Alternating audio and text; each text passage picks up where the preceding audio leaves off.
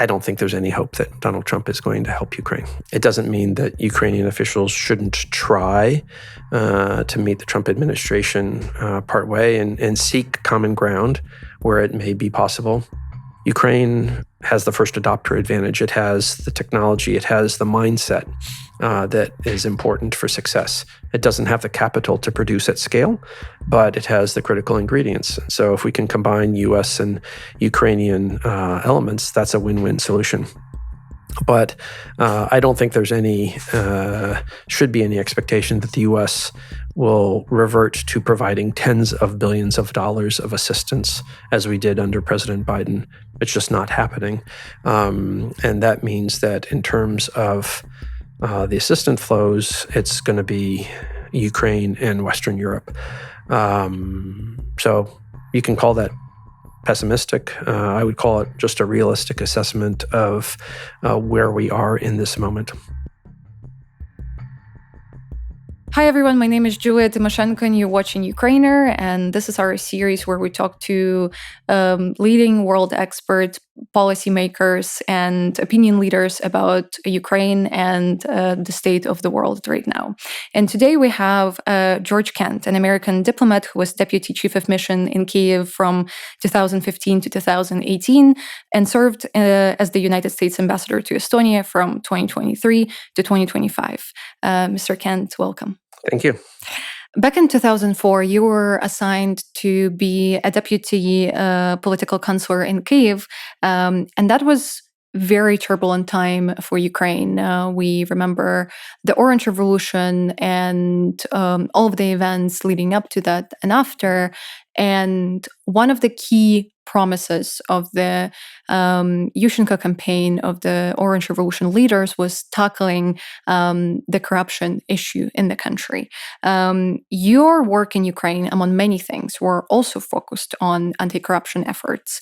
As someone with this experience, what kind of progress or maybe lack of thereof in Ukraine you see when it comes to anti-corruption efforts?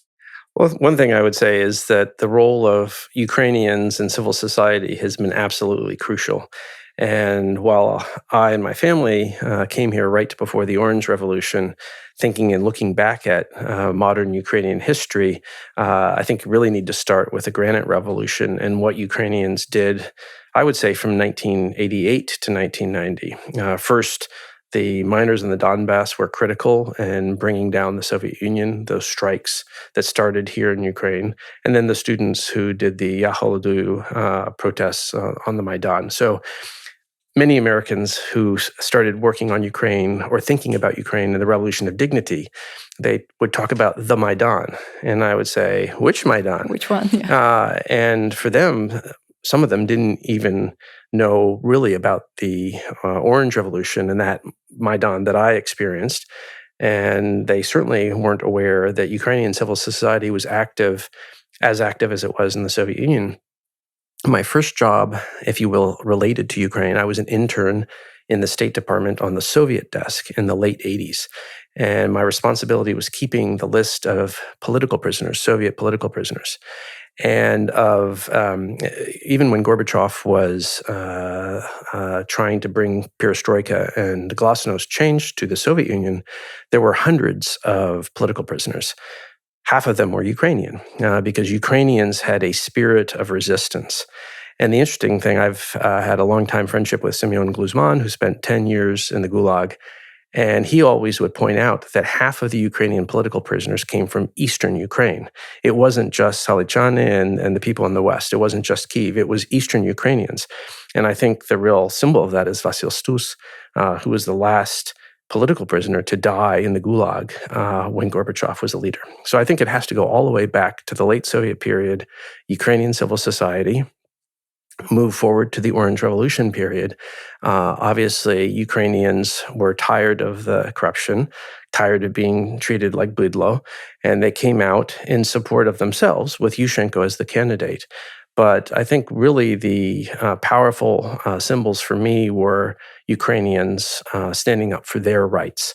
I was an election observer in Luhansk and then in Kirovograd, and I saw Ukrainians standing in front of the Dielnytsi preventing the troops, Berkut, from coming in and helping steal the ballots. And they, even in Kirovograd, they weren't even wearing orange ribbons.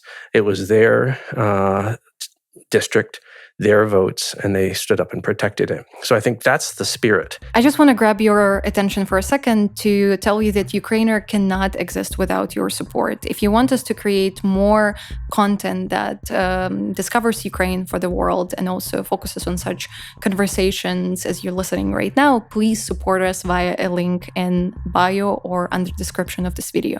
I think then the challenge, of course, is how do you keep people in office accountable? That's a challenge for the United States. I mean, I have to say, first of all, any American in 2025 has to be very humble and can't really point fingers or pass judgment on anybody else because we have a president who breaks the law daily. And so in that context, I think what's important in Ukraine is Ukrainians have stood up for their rights. Ukrainians created institutions like NABU and SAP. And as we saw in July, Ukrainian society came out in the streets with the cardboard signs to protect Ukrainian institutions who try to help Ukraine succeed as a modern, democratic European society. Do you think the key government officials across Europe, well, United States probably is a different question, but most of our allies actually realize fully the strengths of Ukrainian civil society as it is, because even this summer when we saw those protests, it was apparent that a lot of them were pretty surprised, in a good way, obviously, to see this kind of resistance. But we constantly hear how, like, some people like to call Ukraine a very corrupt country. It's like a corruption culture that, using it as an argument to not support Ukraine. How do you assess that currently? First of all, again, if we're talking about corruption, a very wise person once said, not about Ukraine, power corrupts and absolute power corrupts absolutely.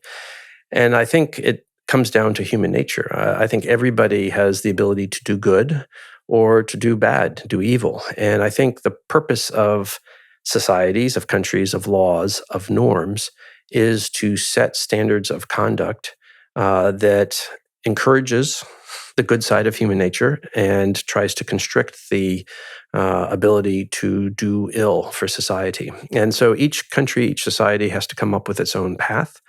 The challenge, of course, is that there will always be people that will look to break the rules and think about themselves as opposed to the common good. And again, I think Ukrainians have a lot to be proud of in terms of how they stand up.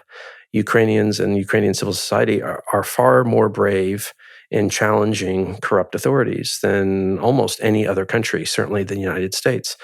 So again, I can't pass judgment on that. But the United States had a wonderful constitution 236 years ago.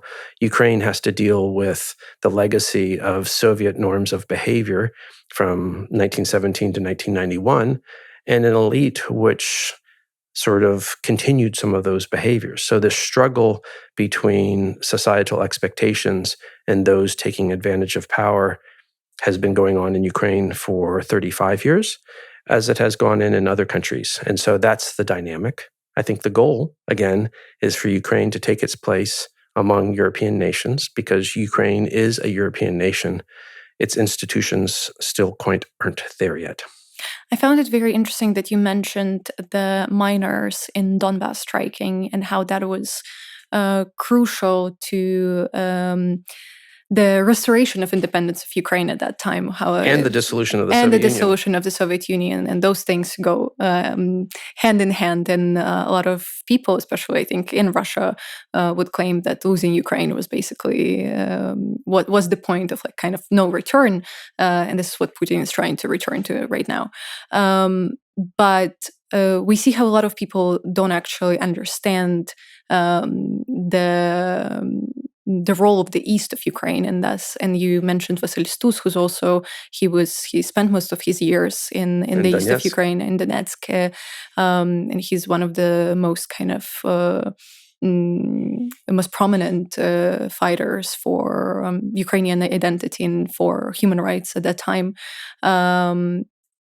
What do you think the West still needs to like realize about this Western East issue in Ukraine specifically? What kind of understanding is still lacking among our allies?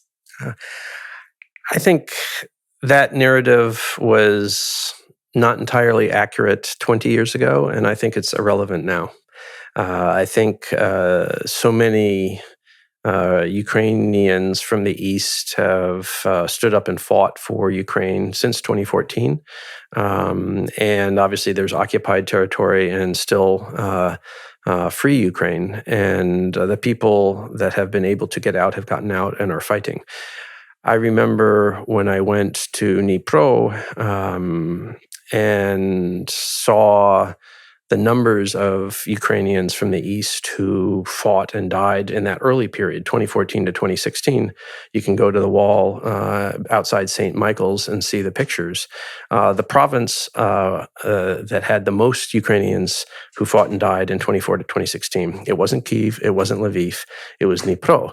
And the single city that had the highest percentage of people killed as a city was Kryvyi Rih. And I'm sure if you had asked any Ukrainian from Kyiv or the West, where are most people dying? The last city they would have said is Kryvyi Rih.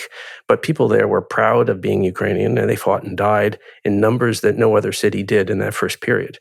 So I think whether it's the miners in 1988, whether it was the political prisoners in the Gulag, or in that first period of time, Eastern Ukrainians are Ukrainians, period. And there's always the challenge. People try to say kto kovo and try to divide who's the other person or the other side.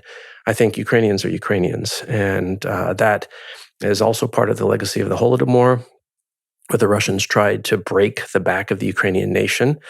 Halishina and Volhynia were part of Poland interwar, so they didn't experience it.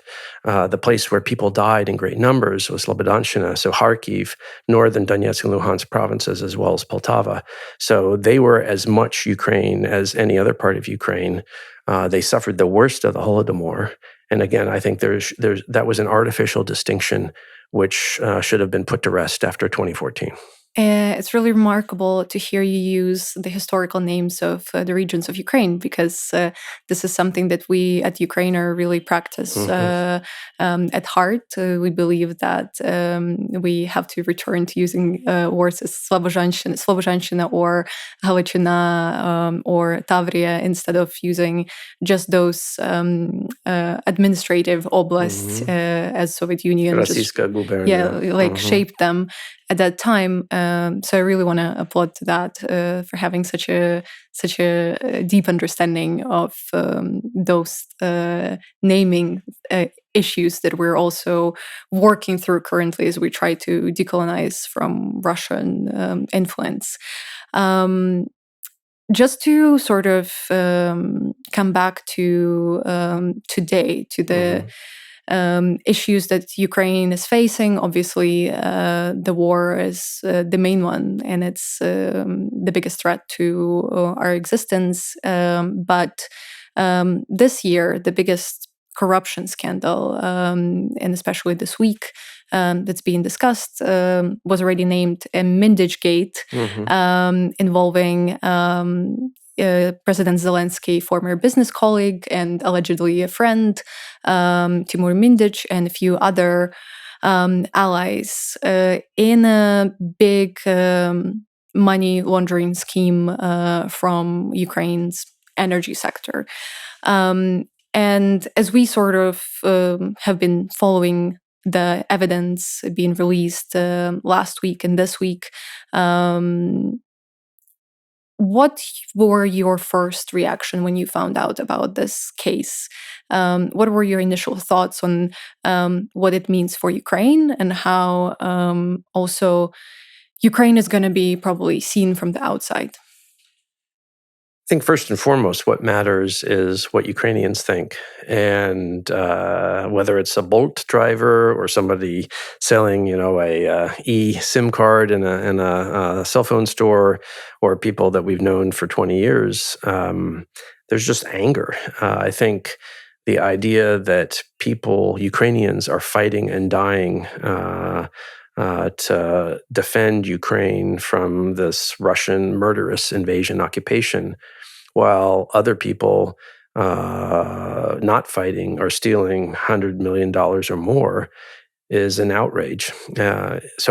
Honestly, it doesn't matter what I think. This is Ukraine. It matters what Ukrainian thinks.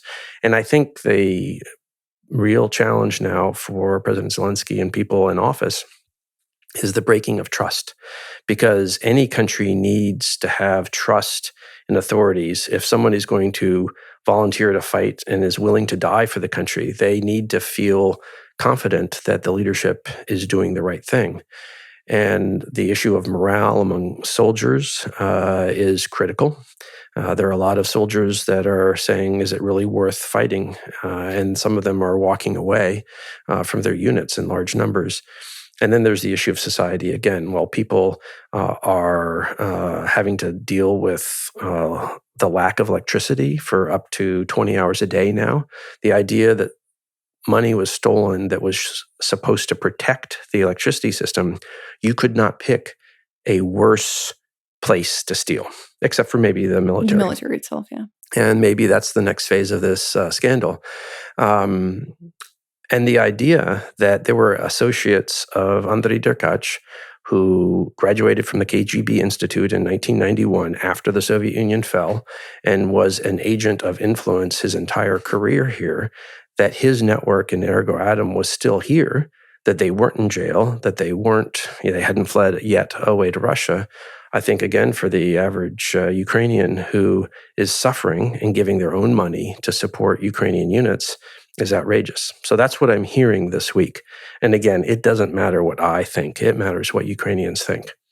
I think the real question of outside Ukraine friends is no longer the U.S. It hurts me to say that as an American who spent so much of my time helping Ukraine. But because the Trump administration cut off assistance, both financial assistance, humanitarian assistance, and military assistance, we then cut off our leverage and our right to say, you should do this. And so I think the real question is, how do European officials react? Europe needs to make Russia pay. They need to take the frozen assets and they need to complete this process where they use it as collateral and give the money to Ukraine to start rebuilding Ukraine now, as well as help with the military. And then eventually, Ukraine doesn't pay that loan back, the underlying Russian assets are seized. And if when this T-shirt was made, I have a QR code on the back. It has a list of the infrastructure that was destroyed in the first year, 2022. That was about $300 billion. Obviously, now it's much more. So, but the EU is right on the edge of making that decision. Again, the timing was awful. And then the EU is going to have to continue, not just use the frozen Russian assets, but use their own taxpayer dollars to continue to support Ukraine. When I was ambassador in Estonia, they raised the VAT, value-added tax, from 20% to 24%. They have no growth in the country, but they said this is a tax to defend ourselves. They're spending more on defense than almost any other country. But when you hear stories about the corruption, it makes it more difficult to go to the Estonian people and say, we're going to raise your taxes to support Ukraine. Putting aside official assistance, there's also individuals who give money, donations, crowdsourcing to Ukraine. And there was a scandal in 2023 when I arrived in Estonia. There was the leading NGO to try to raise money for Ukraine, crowdsourcing, called Slava Ukraini. The local one or Ukraine? A local. It was a Estonian one. And then it turned out that the head of that organization was not using the money in the way it should have been, and there was corruption in the way it was being transferred to Ukraine. And the individual small-scale donations dried up because the Estonians stopped trusting this Estonia. The official assistance kept on going. But that, again, is the issue of trust, whether it's the individual citizen trust in, let's say, Ukraine or Estonia, and then there's the issue of trust between governments and officials. How do you think we rebuild trust now, given this scandal and given what has happened? Because I myself, as a Ukrainian, I travel out of Ukraine quite often for work, to meet my friends, and I do get a question of like, well, we want to support Ukraine, but we've heard about this and this and this, and we doubt whether our money or our funds will go the right way. How do you respond to these kind of doubts when you hear them? Yeah.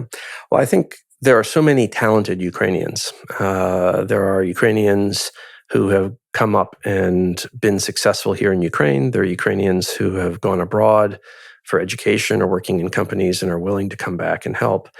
And it's always the question: does a country in a moment of crisis choose to pick the best and create a technical government of the absolute most talented people?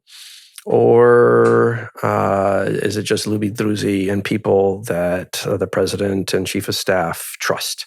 And I think this phenomenon of Lubi Druzi in Ukraine has been the story of modern Ukraine.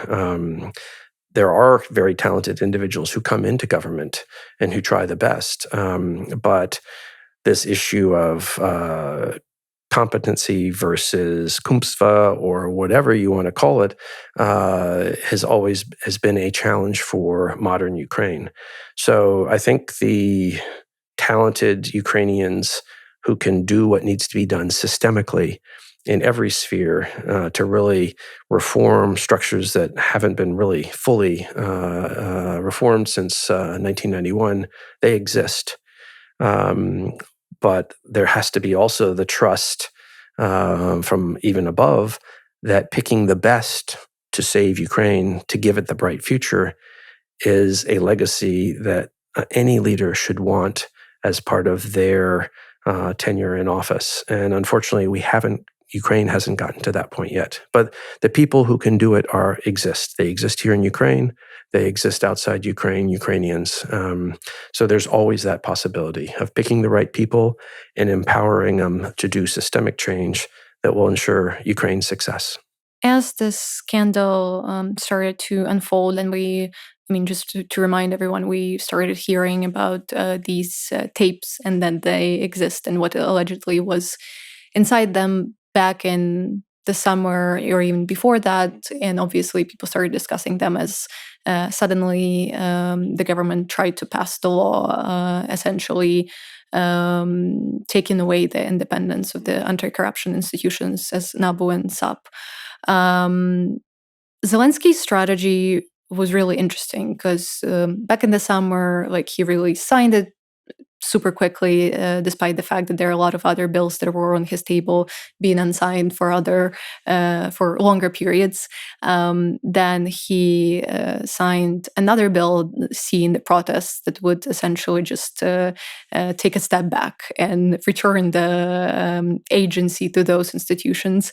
And right now, as we see these tapes being uncovered and analyzed, if you look at the government communication, Zelensky started speaking with the more kind of general statements of obviously everybody needs to be brought to justice and this is unacceptable, but it still came with a certain delay, and obviously the trust was already shaken by the events that we saw in the summer. If you were suggest a strategy to the Ukrainian government in the situation as such, what would it be? Well, I think, again, since the Ukrainian Verkhovna Rada passed the law creating NABU and SAP, and the institutions came to life, successive Ukrainian leaders have tried to undermine it. And because in the old way of thinking, they saw it potentially as a threat to their ability to do whatever they wanted, as opposed to an opportunity to help Ukraine succeed. Again, as an American, I have to be very careful to pass judgment because currently in the United States, our president, Donald Trump, is weaponizing our law enforcement official bodies, even the FBI, which was the one that was created in the 1920s, because the rest of our law enforcement system was corrupt. And so that was the clean agency to stand apart. And he's using our legal system to go after his political enemies. That will sound very familiar for Ukrainians who see people who are trying to do the right thing, Kuditsky at Ukrainian or Shabunin and his sort of civil society. That's what's happening in the United States right now. So again, I have to be very humble as an American. But I think going back to my previous comment, picking the right people who will do the right thing for Ukraine as opposed to being involved in scammy and self-enrichment is the path forward. In this moment, to restore trust and to ensure a positive legacy, that's the way forward that any leader could choose. And I think the key thing for any leader in any country is to provide hope and show a path. And to switch a little bit to American politics, I think that was part of the genius of Barack Obama. His ability as a Black American to become president was a tremendous achievement, but that's not why he became president. He offered hope, and he also offered a path forward to a better future. As he said, every country is flawed, and in our preamble of our Constitution, in order to create a more perfect union. So the people who founded the United States, we had a very unsuccessful first 13 years, and we had to create a constitution. And the preamble was in order to create a more perfect union. So I think that awareness of failings or shortcomings, and then the aspiration to do better is critical. So I think showing the path forward, picking the right people, and focused on winning the war against Russia and winning the path to becoming a European nation as a European Union, those are the strategic goals. And finding the right people to achieve them is what secures a positive legacy. People are undoubtedly very important, and that's the criticism that we hear for towards a lot of Ukrainian presidents, even those that are very popular during their election campaign, or as they just sort of step into the shoes of the president. We saw how it was with Viktor Yushchenko, that a lot of the criticisms that he faced, that he didn't manage to surround himself with the right people to build this sort of team that would do and implement those changes that he essentially promised. And we sometimes hear that with Zelensky as well. And obviously, people are crucial, but what about institutions? Because we know that people change, institutions stay. Well, this is something that you as an American as well can comment from the American perspective, because when Trump got elected and a lot of people in Ukraine started panicking what's going to happen and how he's going to obviously do his policy now, considering that we're at a full-scale war. A lot of people here were saying, like, well, he's not able to do anything, or his people are not able to do anything crazy because America has such strong 100-year-long institutions, old institutions. How do you assess the progress Ukraine made in improving its institutions? And maybe as well, if you could speak from the American perspective too of what's going on right now. Yeah. Let me start again with a self-critique of the United States. I think Americans are taken aback at the fragility of our institutions. We convinced ourselves over 236 years that the institutions were strong. They were stronger than any individual president. And I think institutionally, the previous moment of truth for the United States was during the Watergate crisis, where there was abuse of power by Richard Nixon. At that time, we had our Attorney General resign rather than allowing the law system to be weaponized. We had Republicans in Congress challenging their own president because they understood the danger he posed to the country. We don't have that system right now. We have people as Attorney General and the head of FBI who are weaponizing our law enforcement system against enemies. We have people in Congress who individually support Ukraine. They would come to Estonia and support the Baltics, anti-Russia. But with all apologies to them, they are boyahusi. They were scared of losing a primary election to some MAGA nobody. And that fear of losing an election meant that they weren't willing to stand up to Donald Trump when he violated the Constitution, violated the promises, and came up with policies that would hurt their constituents. So they're not doing their job that their individual voters elected them to do because they're too afraid of losing their positions. And we have a Supreme Court which seems to be captured and has this bizarre anti-constitutional legal theory of unitary power that anything the president can do is okay because he's the president. And they may have gone to law school, they may be the judges of our highest court in the land, but that is fundamentally unconstitutional and anti-American. And what you see is the lower courts consistently overturn decisions by the Trump administration. And unfortunately, we have an ideological majority on our Supreme Court that is ruling not from law and precedent, but based on a very politicized approach. So again, as Americans, it's shocking that our institutions are so frail. It's a reminder that institutions are made up of people and what happens when individuals break expected norms of behavior. And I think that breakdown of norms, to me, is the most shocking. And that's our challenge as Americans. And I think as Americans, we aren't used to dealing with this because we've always been able to trust in institutions. My neighbor in Estonia was the Spanish ambassador. He grew up in Franco's Spain. And his comment to us as we were getting ready to come back to the United States was, if you look at European countries in the 20th century, really only Great Britain, Ireland, and Sweden escaped having to be under either fascism or communism, either because people came to power within the country or because of occupation. So most Europeans have it in their family experience what it means to be in an authoritarian state or the steps. Americans generally don't because it never happened in society. We have lots of immigrants. My wife is a Crimean Tatar. Her mother was born in a gulag. Her father was put on a cattle car when he was 3 and shipped to Uzbekistan. And so she left Uzbekistan 26 years old when we got married. And she tells people she never thought that 30 years later, authoritarian tendencies would follow her to her new and only country at this point, the United States. So Americans, having never experienced it, never having heard about it around the kitchen table, I think are slow to react when there's this weaponization of power.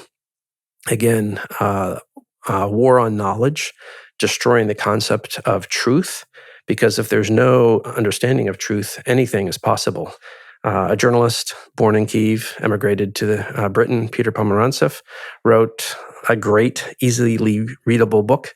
His father immigrated. He born in India. So the family has the knowledge. So nothing is true and everything is possible.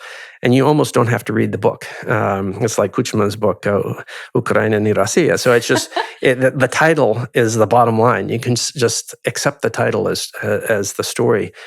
And that process is happening, a war on knowledge, weaponization of the legal system, because if you do that, people are afraid and they don't stand up and push back. In the United States, we had a protest a couple weeks ago, no kings, going back to this idea that we don't have kings, we have a president. 7 million Americans came out. Well, not bad, 2% of the population, but they came out for 2 hours. And then they went home.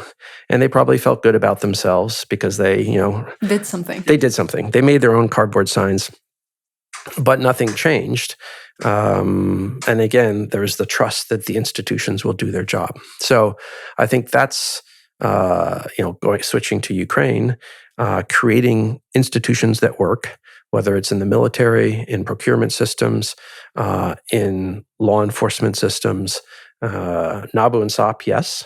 But also then reform fundamentally of the prosecutorial service and the SBU. When I left here in 2018, after serving 3 years as our deputy chief of mission, when I had public events, I would oftentimes say that the big institutional challenge for Ukraine was the two institutions that were the greatest tools of Soviet repression, the sort of Wyszynskis of the Soviet world using the prosecutorial service, and the ČK, NKVD, GPU, KGB, Heritage, SBU were the least reformed institutions in Ukraine, because Ukrainian leaders, whoever they were elected, wanted to have tools available. And so I think that's the combination: institutional renewal, reform, creating new institutions when you need to, and then staffing them with people who are dedicated to making the country better, serving the people, because ultimately that's what government service should be: not a path to enrichment, but a path of service to create and ensure a society prospers and succeeds. I know that throughout your work in Ukraine, you were specifically working on these issues of anti-corruption institutions, and it has been a very rocky path for Ukraine. We remember when these institutions as NABU and SAP were introduced, and when there were a lot of new kind of laws after the Maidan Revolution of Dignity in 2014 brought then the Poroshenko government in power. There were a lot of these boards with foreign members were introduced as a sort of like a check on the democratic and kind of legal process. Well, at the same time, obviously, a lot of pro-Russian actors inside Ukraine and Russians themselves were saying, like, well, Ukraine is being taken over by the Western powers and it doesn't have agency, and they're basically ruling from the inside. What, in your experience, were the key challenges throughout the time that you know and work Ukraine, especially in establishing those institutions? Where have you seen the most resistance? Again, I think it's the mentality of when you create the institutions, is it for service or is it for personal opportunity? And to take the example of the supervisory boards, that's a critical function in the success of corporate entities around the world. And it's not like every executive board or supervisory board is filled with people who do their job. Oftentimes you do have friends of the chairman.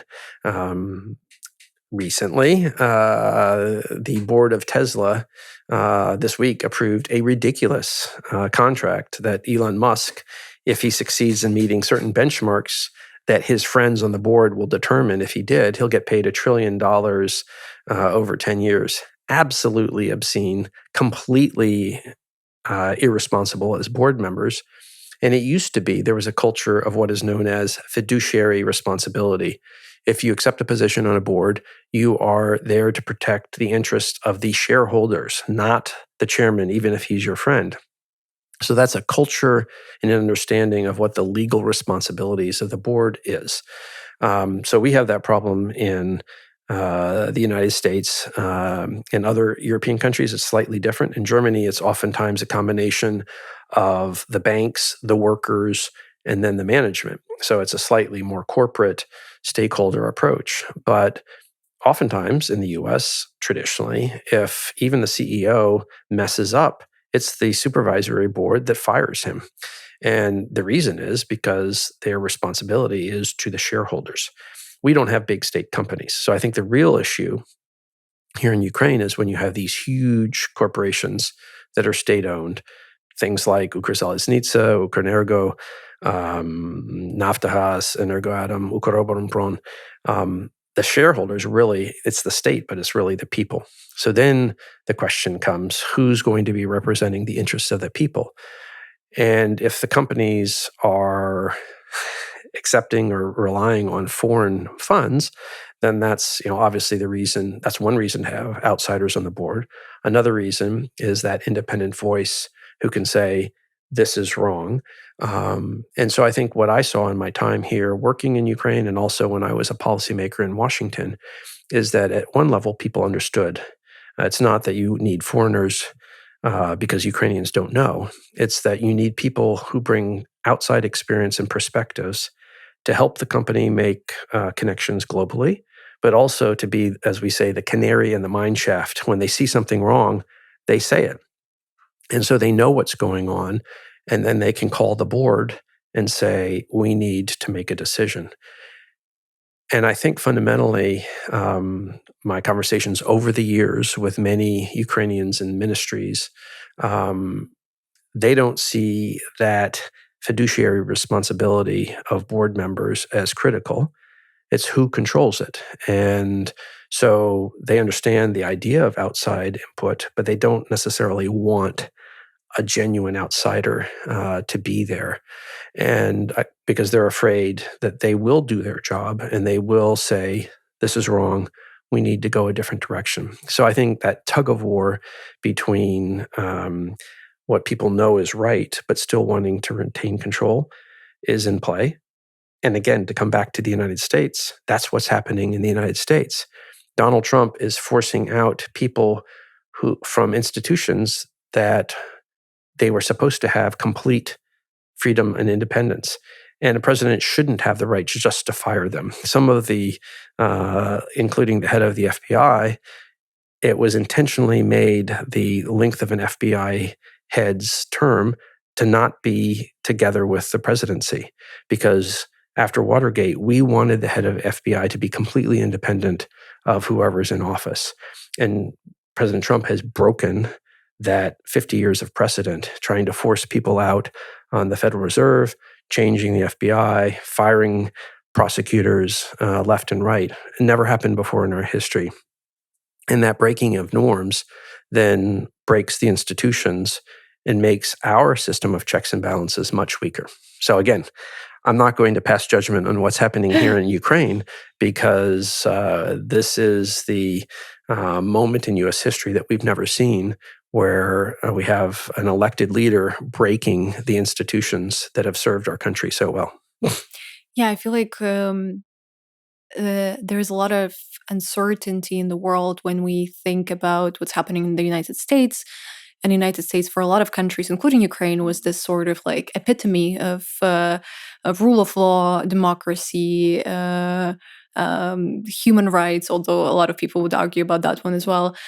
But at least United States managed to paint this kind of portrait of itself for countries, specifically those that got out from the violent Soviet rule, extending the hand, helping them to strengthen their democracy through USAID, which was also dismantled this year effectively. And I want to obviously talk about the experience that you've had with also a relationship between United States and Ukraine and Zelensky, and we'll get to that case. But as someone who, as you said, had come to the topic of Ukraine in the 80s, essentially, how do you see overall the history of of the U.S.-Ukraine relations? Because there have been some pretty famous and infamous moments, such as Bush's speech that's known as Chicken Kyiv, where he warned about suicidal nationalism. Yes, suicidal nationalism and the dangers of it. And then, obviously, that still didn't prevent Ukraine from becoming an independent state. We've had also Obama, which, as much as he means so much for the United States, in Ukraine, he is known for his weak response to the invasion of Crimea. At least a lot of, I think, the people who watch this podcast would agree, because we've talked about this in the past. How do you see it from the American perspective? What did Ukraine mean to the US back in the 80s, 90s, up until now? So I will now sort of take aside my personal opinion and sort of put on an analytical hat. First of all, I would say the best single book written about this topic is called The Moscow Factor. It's written by someone who was born in Kyiv and emigrated to the U.S. and has worked for the U.S. government for 30 years, Gene Fishel. And he looks at U.S.-Ukrainian relations from 1991 to 2021. And his theory is essentially that there never was a time when the U.S. government treated Ukraine only on its own merits, that it was always an adjunct to our Russia policy. And you almost like nothing is true and everything is possible in Ukrainian International. You almost don't have to read the book to understand the underlying theme, but it's worth reading. So he goes and sort of case study, I think it's 5 different phases. And in each critical phase, Ukraine, as an element of U.S. policy, was really treated as part of Russian policy. So I think I agree completely. Anyone wants more, read Gene's book. You can order it on Kindle if you don't want to order the full book. I'd like to take a step back. Why has that been the dominant approach of the U.S. government? And I should also say, personally, I've disagreed with that approach from the beginning. I studied Russian history and literature at Harvard in the late 80s. One of my group of 4 was Chrystia Freeland, this Ukrainian Canadian who eventually became their foreign minister, finance minister, deputy prime minister. And we were taking classes at Harvard, and it was really sort of bifurcated. We had historians who had Polish heritage, Richard Pipes, Adam Ulam. They understood the full force of Russian Empire and Soviet rule, very skeptical. And then we have our wonderful literature teachers who taught us about the glories of Russian literature. And then our Russian teachers largely were immigrants, refuseniks who'd come out. So it was sort of bifurcated. On the one hand, very skeptical of Russia's role in history. On the other hand, there is our glorious elements of Russian culture that are part of Western civilization. Ukraine was nowhere there. And I think that when I've gone back and read Russian authors, I remember that we were taught Gogol of St. Petersburg, the Gogol of Mертвые души, Nos and others, The Overcoat. And I remember actually my professor and the language teacher, because we would read the short stories in Russian, talking about how Gogol was a forerunner of 20th century surrealism, a literary Dali. They never said that he was Mykola Hoho from this small town near Mirhorod, who was a brilliant provincial bumpkin who felt alienated from the cold imperial capital.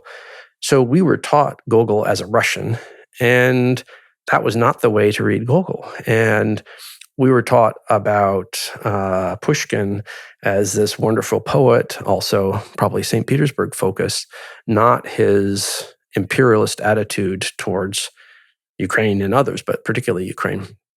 So again, the way we were taught Russian literature was a completely Moscow-centric, even when there were elements about Ukraine or the Caucasus. And that hasn't changed. I and Chrystia were there in the late 80s. Our children were at Harvard in the last 5 years, and they fought the same challenge, but the context was completely different. And the idea that at a place like Harvard, which has the Ukrainian Research Center, which has been as an independent research center there for decades, still teaches area studies through almost exclusively Russian focus is unfortunate. I will just use that neutral world. And I have friends whose children have faced the same thing at universities all over the United States. And I think it's a double challenge. We got a lot of people, Russians who came to the U.S. as the Soviet Union broke up. And now they've become great Russians, whatever they were when they emigrated. Some of them probably came over as plants from the security services. Others are just in their soul great Russians. And then we have my generation of Americans who went to university, wrote their PhDs via the access to the Russian archives in the 90s when they were open. And so they too see this part of the world through the Russian lens, not out of malice, but just because that's how they do it. And so I think the decolonization of area studies in the West is going to take decades, because the people who have tenure and are head of history departments may try to adapt their views, but they were formed in their youth. Just to intervene before you go further into the relations of U.S. and Ukraine, I'm just really curious. When did you start to feel like, oh, something is off? Was it your relationship with Hristia as a Ukrainian? Because I would assume she had... She always has had strong views. She had very strong views and probably was disagreeing with a lot of things. Yeah. But as an American coming into this kind of program, you often don't have the knowledge to question and critique the program that you're given. How was it for you? I think I was a sponge at that point. I don't have any Ukrainian or Slavic heritage. So I really, for me, it was the first wave of learning. And then I think ultimately it was the experience of serving here in Kyiv starting in 2004. Marrying a Crimean Tatar also brings a certain sort of perspective, which helps. I've never served in Moscow, so my career diplomatically was always on the periphery: Uzbekistan, Poland, Ukraine, Estonia. In Asia, I served in Thailand, also in the periphery of the big powers. So I think that also gave me the chance to see the world and dynamics from the periphery as opposed to the imperial capitals, places like Moscow or Beijing. And so for an American, that's very valuable. I didn't have to grow up Canadian or Scottish as opposed to English to understand that dynamic. Mm-hmm. So the reason why I went back to how area studies are taught, it's because you have people who don't appreciate, again, back this issue historically, Ukraine on its own merit or other countries. And then the other issue is, I think, the balance between people who have deep expertise in area or country studies and those who study international relations in sort of abstract theory. And that's, I think, part of the challenge when you look at policies, whether it was Obama or under Biden. People like our former national security advisor, Jake Sullivan, who seems scared about the potential for escalation and escalation management. And that comes out of international relations theory. And it's based on false premises. I think our policies need to be based on what is actually Russian perceptions, Russian goals. How do Russians define what they're trying to do? The mistake that Westerners oftentimes make in policy is they project their own view of the world or their own assumptions onto Russia. And they think, well, this is how we would react rationally if we were in charge. That's not how Putin and his circle see the world. And so those assumptions lead to false analysis, which lead to false policy choices, which leads us to how the US and Western Europe have constructed their policies towards Ukraine for the last 35 years. It's interesting that you mentioned Jake Sullivan as someone who sort of was practicing this de-escalation policy during the Biden administration when it came to dealing with the Russia-Ukraine war, and also how the education that he's got at Yale has led to him having these sort of like views or ideas of the strategies that should be taken. How do you think the international relations as a field, an academic field, should be reformed to actually be able to prepare the graduates, the people who come out of this field, to actually address the current issues and the current state of this world? Yeah. I think people need exposure to basic international relations theory, but having gone through some basic international relations theory courses, I think specific area studies, country-specific studies are much more important because in the end, yes, a country can be negotiating with another country across a negotiating table. Understanding game theory, negotiating theory is important.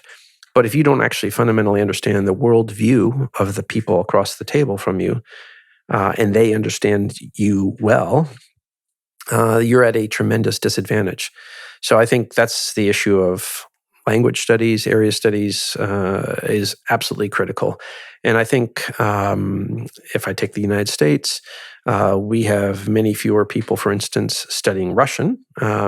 We also need people studying Ukrainian. And so in order for, again, the people that are coming in, the next generation who look to serve in public service as diplomats, I think that deep understanding of a country and a culture is critical. And I think as there's a crisis, I think, in higher education in the U.S., funding being slashed, those programs are vulnerable to being cut.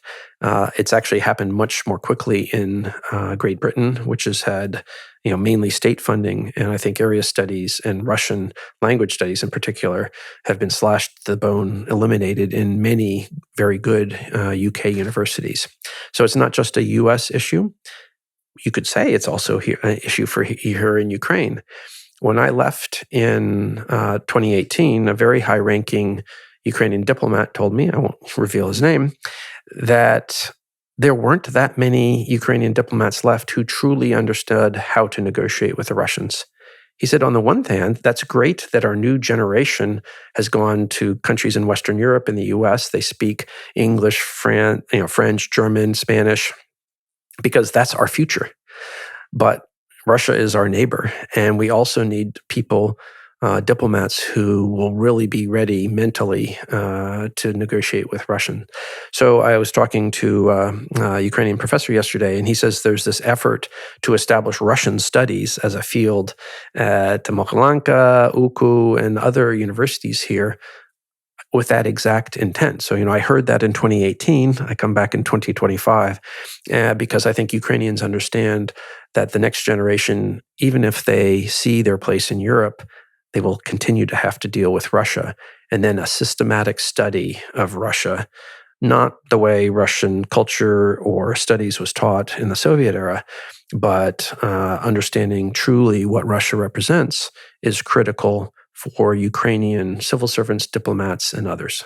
I wonder what negotiating with Russians actually mean, like for you and maybe to your friend diplomat, because you've already mentioned how the United States has this common mistake in their strategy that they assume that the Russians are going to think rationally and take rational steps. But what are some other aspects of that channel of communication with Russians when you're trying to negotiate with them that many times maybe we're not as aware of?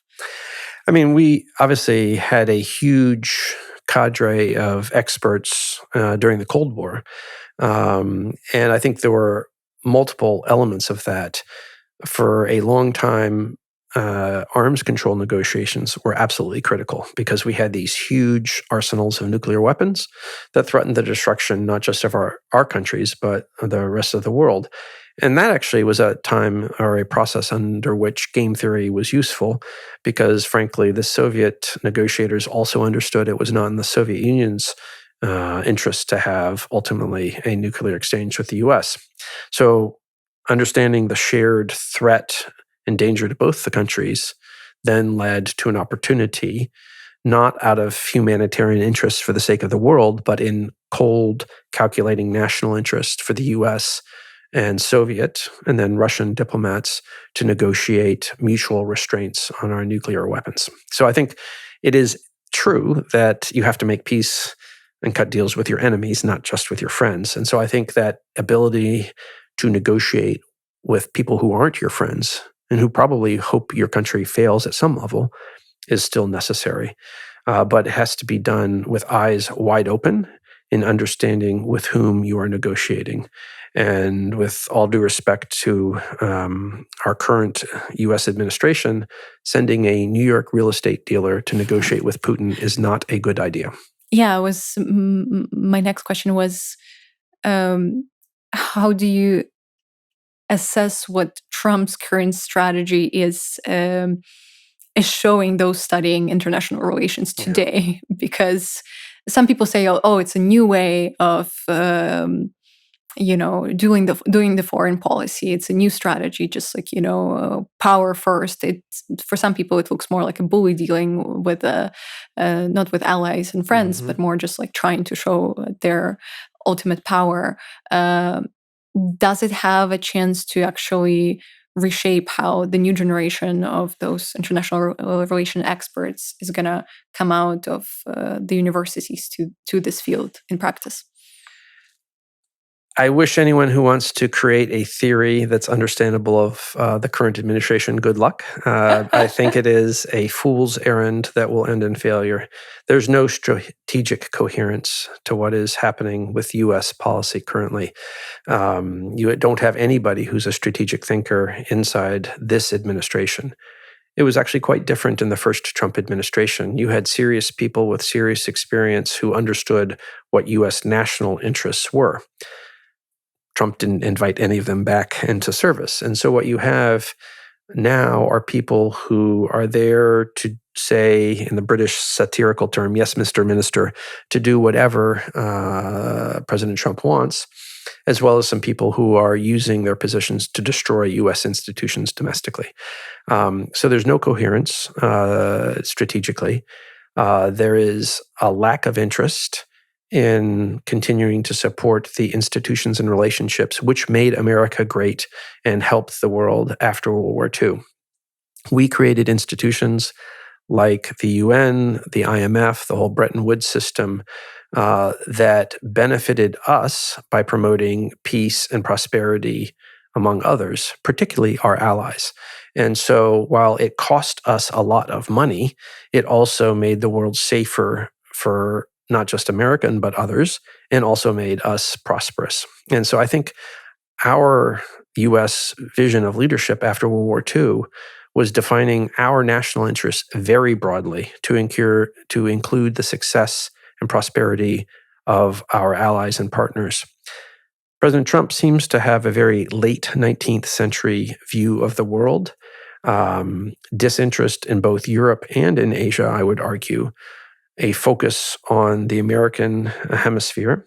And also, he has this love of tariffs. He renamed the tallest mountain in the United States in Alaska from Denali to Mount McKinley. McKinley was an awful president, but he was someone who favored tariffs and was focused on the Western Hemisphere. So Trump's worldview in some ways seems to be out of a different century. And that was a worldview of the United States in the late 1800s, but that's not the United States of the 21st century. And I don't think it serves our interests well. And it does open up opportunities for countries like Russia and China, who did not like a rules-based international order, and who also want to go back to a might makes right approach. And I agree with you about the bullying behavior. And I think the challenge for everyone, whether you are a citizen with a leader who's a bully or a partner, is you have to stand up to bullies, because giving them what they want only leads to more bullying. So if we're talking about Russia, we need to make Russia pay. We need to sanction the shadow fleet. We need to put secondary sanctions on those profiting from Russia. We need to push the pain onto Russia. And that's what a policy to deal with a bully represents. I think the challenge for American friends and allies is, how do you interact with the United States under President Trump, who exhibits similar sorts of behavior? You said that he's also, Trump, equally disinterested in Asia, which is interesting because a lot of people would claim that he is obsessed with China, and he sees China as a bigger threat than Russia or any other potential adversary. Why do you see lack of interest in Asia? So I think there are many people in his administration who, I would also say, want to return to late 19th century worldviews of America. Because when Americans talked about isolationism before the First World War, that was isolationism from Europe. The expansion of the U.S. across the American continent and then influence and trade to Asia, in that idea was never included in isolationism. So it was really isolationism from Europe, not the rest of the world. And so people in that mindset do see the China threat to Taiwan. They want the U.S. military to leave, reduce from Europe, to be prepared to defend Taiwan. But I don't think they ask President Trump what he thinks. And he has signaled multiple times that he doesn't see why we should use our military to defend Taiwan. He likes his meeting with President Xi in China, even though he applies tariffs that hurt U.S. farmers. So I think the issue is that it's not that he has no interest in Asia. I don't think he has real interest in defending our allies or defending Taiwan. And I think if I were an Asian ally of the United States or European ally, the big question is, can your country, not Ukraine, but pick your Asian or European ally of the US, can you rely on the US to come to your defense? For 80 years, that was unquestioned. We had hundreds of thousands of troops. Tens of thousands of Americans died defending other countries, whether it was Korea in the Korean War, Vietnam in the Vietnam War, basing all of our troops in Europe, not to defend the United States, but to defend European countries. Because, again, we defined our interests, security and prosperity of our allies, not just the homeland. It's a different mindset. And as long as Donald Trump and I would say J.D. Vance are in charge, that probably will be the mindset of the United States. We haven't had U.S. leaders with that mindset since the 1930s. When it comes to Obama and his legacy, especially in the sphere of European security, because obviously some would say that he's done the right thing because he was trying to work in this through this de-escalation tactic. Mm-hmm. Others would argue that at the same time, such a just slow and not really firm response to Russia essentially invading Ukraine already, just grabbing a piece of land and putting their tanks inside the country. And not having any response to that. It just sort of emboldened Putin and gave him the green flag that he can just move on further and further in the future. So how do you analyze Obama's presidency when it comes to the just sort of like the effect it had on the European security moving forward? Mm-hmm. I agree with the criticism. If someone's looking for evidence, there's a long-form interview and essay about Obama's foreign policy in The Atlantic that was published, I believe, in January of 2016, so before the election and a year before Obama stopped being president. He gave the author, who's the editor-in-chief of The Atlantic, deep access, clearly traveled with him, sat down for many interviews. I agree with 85% of the Obama foreign policy worldview as laid out in that article. I disagree very strongly with what Obama had to say to Goldberg about Ukraine and Russia. So if anyone wants to deep bigger and see Obama's words as reported, go to that Atlantic profile of Obama. And it's deeply unfortunate that was his worldview. It explains why there was such limited support after 2014 when Russia occupied Crimea, started the fighting and the war in Donbass. And the U.S. response was wholly inadequate at that point. Obama and his national security advisor, Susan Rice, refused to allow weapons to be given to Ukraine. We sold weapons. There were certain types of weapons that we issued exit permits for sales to Ukraine, but our assistance was all in the humanitarian and economic assistance. Very important, but not sufficient. And so I think that issue of trying to limit our assistance, not helping Ukraine win, but trying to make sure that Ukraine doesn't lose, was a strategic mistake. Again, the assumptions were wrong. And if you have wrong assumptions, wrong analysis, you have wrong policy conclusions. Do you think there could have been something that Ukraine could have done from its own foreign policy efforts? Like, obviously, we were in very turbulent time. There was a part where we didn't have essentially the government. It was this shaky transition between from the Yanukovych's authoritarian regime to then newly established democratic government of Poroshenko.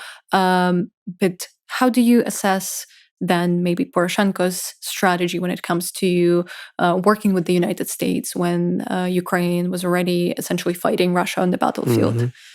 Again, I think it's a challenge for any Ukrainian leader if the U.S. ultimately defines its interests at a strategic level through the Moscow lens, going back to Dr. Fischl's Moscow Factor book. I think there are ways of proving the country's worth as a valuable partner. And to be honest, things I can't talk about, Ukraine proved its value as a security partner to the United States. But you can have success in one area without ultimately achieving what you want. And if the President of the United States doesn't want to give weapons to a country, it's just not going to happen. So I think that is unfortunately part of the Obama legacy. And so I think the other challenge, though, is the issue going back to one of the topics you start with, trust and credibility.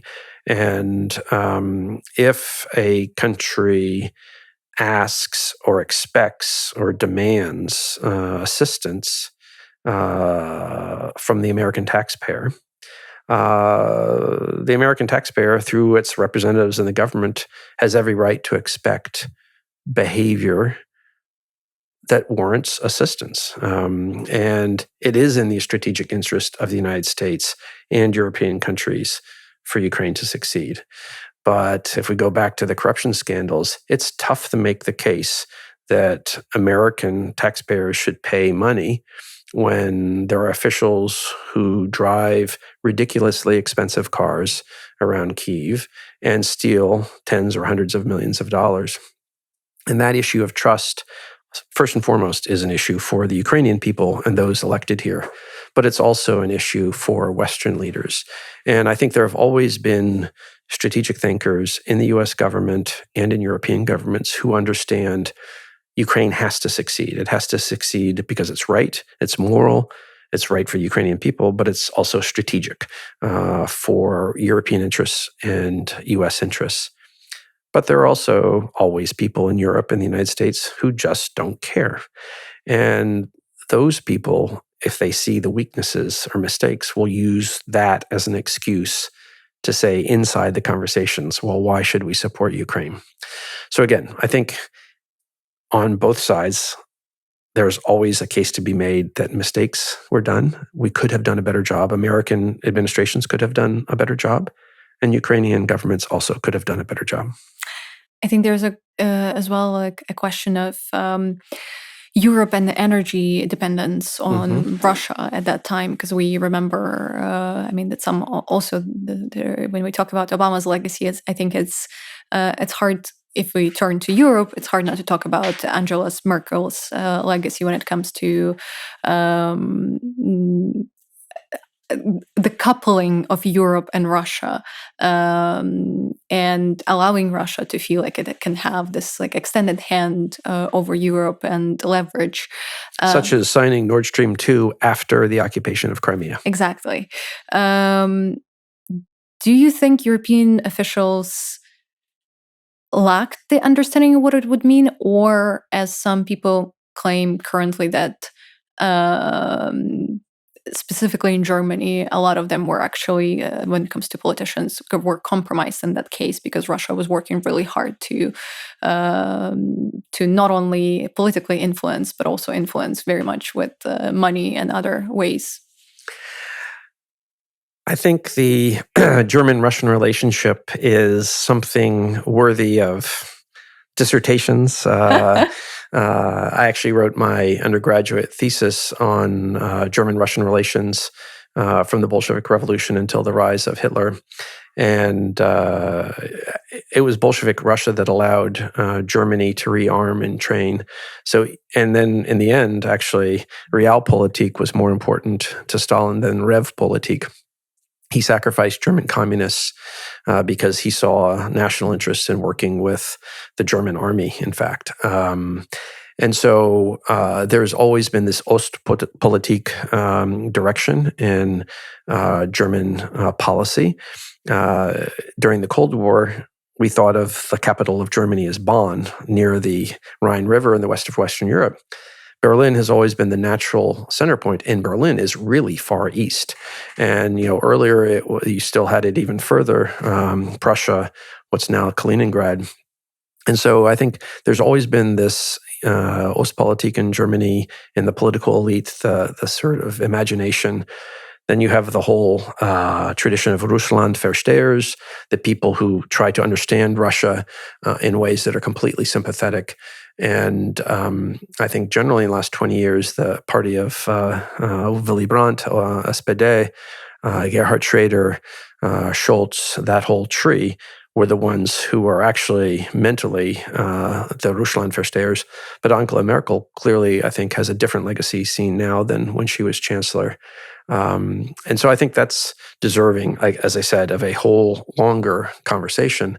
But again, it wasn't just the Russians. And I think, just the Germans. The French also had this idea of the natural strategic balancing partner in Europe being Russia.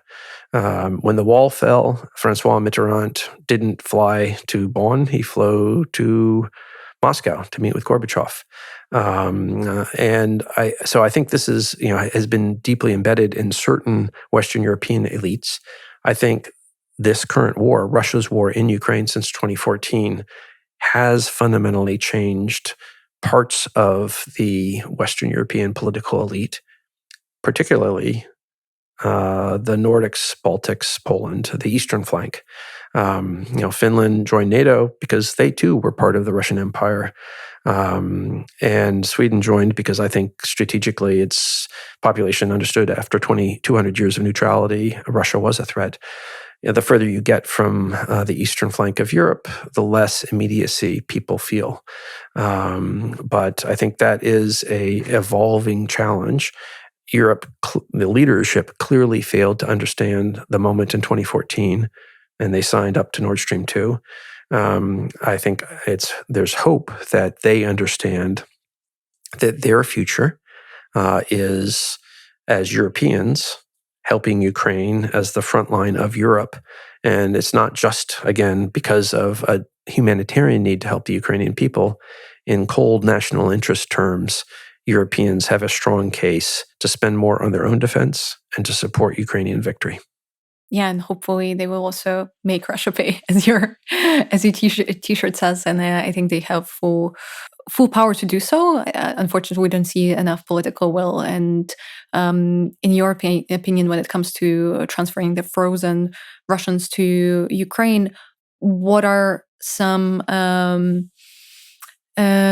key things that currently prevent that from happening, whether that's a fear of whatever repercussions that Russia might inflict on Europe, or is it a question of just uncertainty when it comes to how those funds are going to be actually used? What do you see as the key thing preventing them from happening? I think it comes down to Belgium at this point. Majority of the assets are actually held by Belgium. Second highest is Luxembourg. And that's because they had Eurostream, Euroclear, these financial mechanisms that allowed particularly Western companies to invest in Russian assets. And if I understand the Belgian concerns correctly, they're worried that Belgium, would be held potentially liable if somehow Russia found a court and successfully sued to have those assets returned to Russia. And since this is a collective decision, the assets were frozen as a result of a G7 decision. It's an EU mechanism that's trying to come up with this collateralized loan. Belgium, in American colloquial terms, doesn't want to be left holding the bag and the responsibilities. And so I think that's what's being worked out within EU circles. And I think my European friends express reasonable confidence that at the next meeting, they hopefully will authorize it. And then the whole issue of creating the mechanism to collateralize and give the loan to Ukraine will take until April or May of next year. So it's not immediate. They decide on X date, and the next day the money goes to Ukraine. Then they create this complicated financial collateralized loan that will get to Ukraine next year. Well, hopefully we'll see that happening sooner or later. when it comes to U.S.-Ukraine relations again, in 5 years from 2014 to 2019, we essentially go from being a country whose invasion was quickly swept from the front pages of the key U.S. papers to then returning back on the front pages and being involved into one of the biggest scandals in U.S. politics, although I don't know, there have been a lot since then involving a certain administration, but at least at that time it was pretty groundbreaking. And you're talking about 2019 impeachment. 2019 impeachment, exactly. And I was leading up to that given that you have been, I would say, involved in some parts of it, you testified as a part of the investigation. Could you, just for our viewers who might not familiar, so I don't just kind of like tell your story, could you reconstruct the events that were leading up to that, essentially? The impeachment process against President Trump asked the fundamental question, did he try to weaponize U.S. policy for personal benefit? And it started in a phone call, which President Trump called the perfect call, with President Zelensky. And this is several months after President Zelensky was elected in 2019. And he essentially asked Zelensky to open up an investigative case against Hunter Biden, the son of then Vice President Biden, in order to be able to claim that the Biden family was corrupt. Then Vice President Biden did nothing wrong. His son did something stupid but not wrong by taking a place on a supervisory board. Then again, we're coming back to the role of oversight. And there was no investigation because there was no crime. But the idea that we would withhold hundreds of millions of dollars of military assistance to Ukraine to try to force Ukraine to open up, weaponize its own legal system, was an abuse of power. And so in our constitutional system, our House of Representatives has the right to open up an inquiry. And if they find reason, they refer it to the Senate, and the Senate then takes a vote. In the end, only one Republican senator, Mitt Romney, voted against President Trump. So there weren't enough votes to remove him from office. But that was the issue. It was focused on Ukraine. It was focused on the withholding of military assistance, which Congress had appropriated money for, and doing that for personal and partisan benefit. So that was the constitutional issue. And I and other officials were subpoenaed, directed by Congress to testify. And I think to the credit of all the public servants, the career officials testified, which was our constitutional obligation. Obviously, you were working at that time, from up until 2018 with Marie Yovanovitch, who was the ambassador of the United States to Ukraine and who's also became a key figure in these hearings and in this case. I think in one of your interviews at that time, you said that she was going through this whole smear campaign from the U.S. government at that time.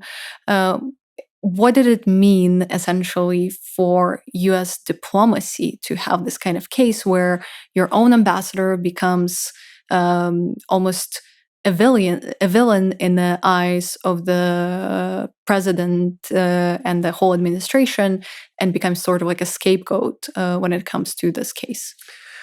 So I think there are two parts. Ambassadors are nominated by presidents, approved by the Senate, but as presidential appointees, presidents can remove any of those officials. So in the end, President Trump exercised his right to remove her as ambassador, directing the State Department to do so.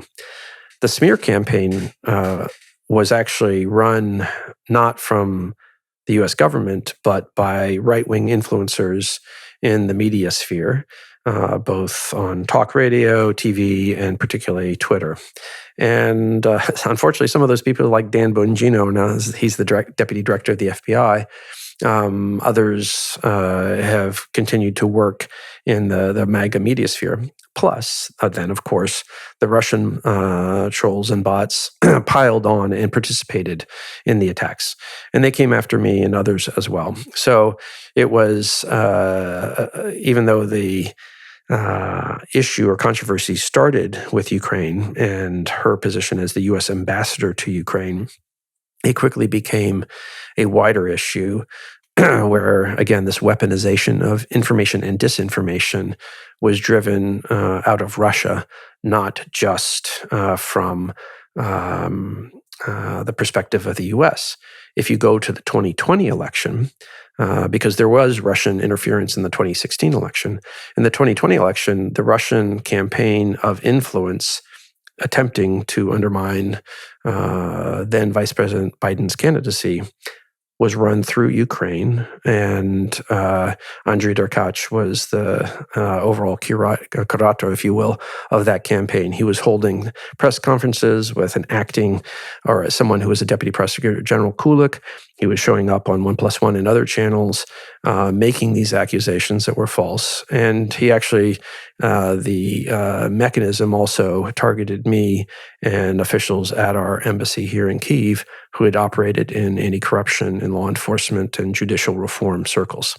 So again, the Russians were attacking the U.S., integrity of the U.S. electoral system, weaponizing people and assets here in Ukraine. So that triangular Russia, Ukraine, U.S. dynamic was again in play in 2020 after Ambassador Yovanovitch was dismissed.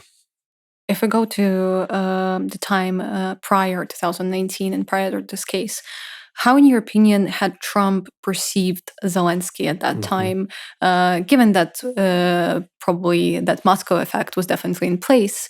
And how, in your opinion, Zelensky's response to this kind of pressure changed his perception? I think Zelensky was an unknown. Obviously, the first Ukrainian president that Donald Trump, as the U.S. president, interacted with was Poroshenko. So there, in 2019, there were two calls. I think there was a very positive short call after Zelensky won. Zelensky's victory of 3% was an overwhelming victory. And Trump likes winners. And so he liked that Zelensky was a winner. So I think they started out on a very positive note. The tonality of the interaction was very different by time the July and the call that became part of the impeachment inquiry happened. And if you look back, who did Trump talk to about Ukraine, and how did perhaps his attitudes change from very, very positive to more combative and hostile? He had a long conversation with Vladimir Putin, and he had a long conversation with Viktor Orban, neither of whom are friends of Ukraine. Yeah, that's very interesting that right now there are a lot of conversations about, like, it really depends who Trump talks to last on what he's going to say next. But at that time, I think, like, it wasn't as clear what's shaping his perception of Ukraine, particularly because to a lot of people it may have seemed that Trump just like Zelensky because he's young and the winner, and what you said just now. When it comes to Rudy Giuliani and his involvement in Ukraine, could you talk a little bit about that? Because I know that he was trying to open another channel of communication with the Ukrainian officials at that time. There was Prosecutor General Yuri Lutsenko involved at some time. And I think there's a lot of still uncertainty of how those events were unfolding. So what was the key sort of things that then made it to the case as well? Yeah, I think ultimately, I think Rudy Giuliani also was a unfortunate negative factor in this dynamic. So not just Putin and Orban. Giuliani was looking to make himself useful to Trump and looking for ways of weaponizing Ukraine for the purposes of the 2020 campaign. His first effort was actually to bring Viktor Shokin to the United States. He wasn't eligible for a visa because he was corrupt. So he then switched from one corrupt prosecutor general, ex-prosecutor general, to another one, Yuri Lutsenko. So Lutsenko did go and engage Giuliani, not in Ukraine's interest, but again, that's another whole issue of him trying to make himself seem useful to Bankova. And so it's almost as if you have people who aren't acting as public servants, but are acting as courtiers in a sultan's court, where they can show what they can deliver to the sultan as opposed to serving their country's interests. Giuliani, there were these two, Lev Parnas and his colleague, who had Ukrainian roots, had emigrated to the U.S., and were also looking to both make money in Ukraine, but also climb up the circles of influence in Trump's Republican Party. So that's what Giuliani, a little bit freelancing initially, but then as he was able to gain access, trying to help convince the new team that was forming under Zelensky that they should make themselves useful for Trump, and then that would pay off for Ukraine's interests. And it never got to the point of the officials in Zelensky's organization, announcing an investigation into the Bidens, because the impeachment process started. And I think that actually saved Ukraine and the Zelensky administration, because President Biden won the next election. And if they had meddled in U.S. domestic politics by doing a favor, to use President Trump's words, that would have put Ukraine in a much more difficult situation once the Biden presidency started. So in the end, the scandal inside the U.S. saved Ukraine and Zelensky's team from doing something that would not have been smart. Just to go back very quickly to Lutsenko specifically, or when you read sort of about his interactions with Giuliani at that time. Whose interactions? Lutsenko's interactions with Giuliani at the time. For example, The Guardian specifically said that he may have leaked false information about Biden to Giuliani. He leaked false information about me. Well, so I would say manufactured information, yeah.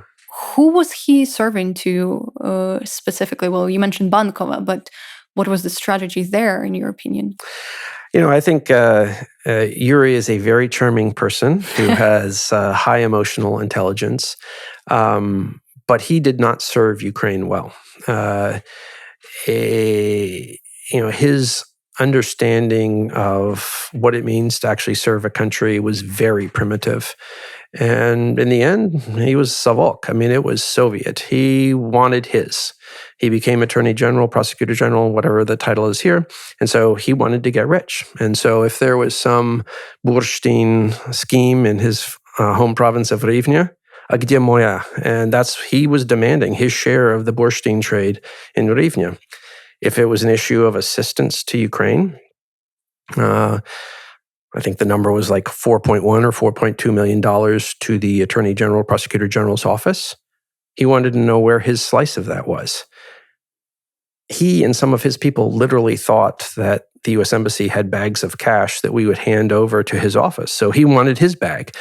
We didn't give a penny to the office directly. Were they hinting at that? Oh yeah, very openly, and so our assistance was run through four main channels.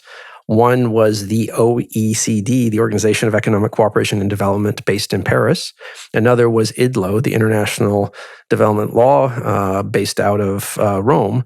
And so the U.S. paid for international experts to come in and work with Ukrainian prosecutors to reform them.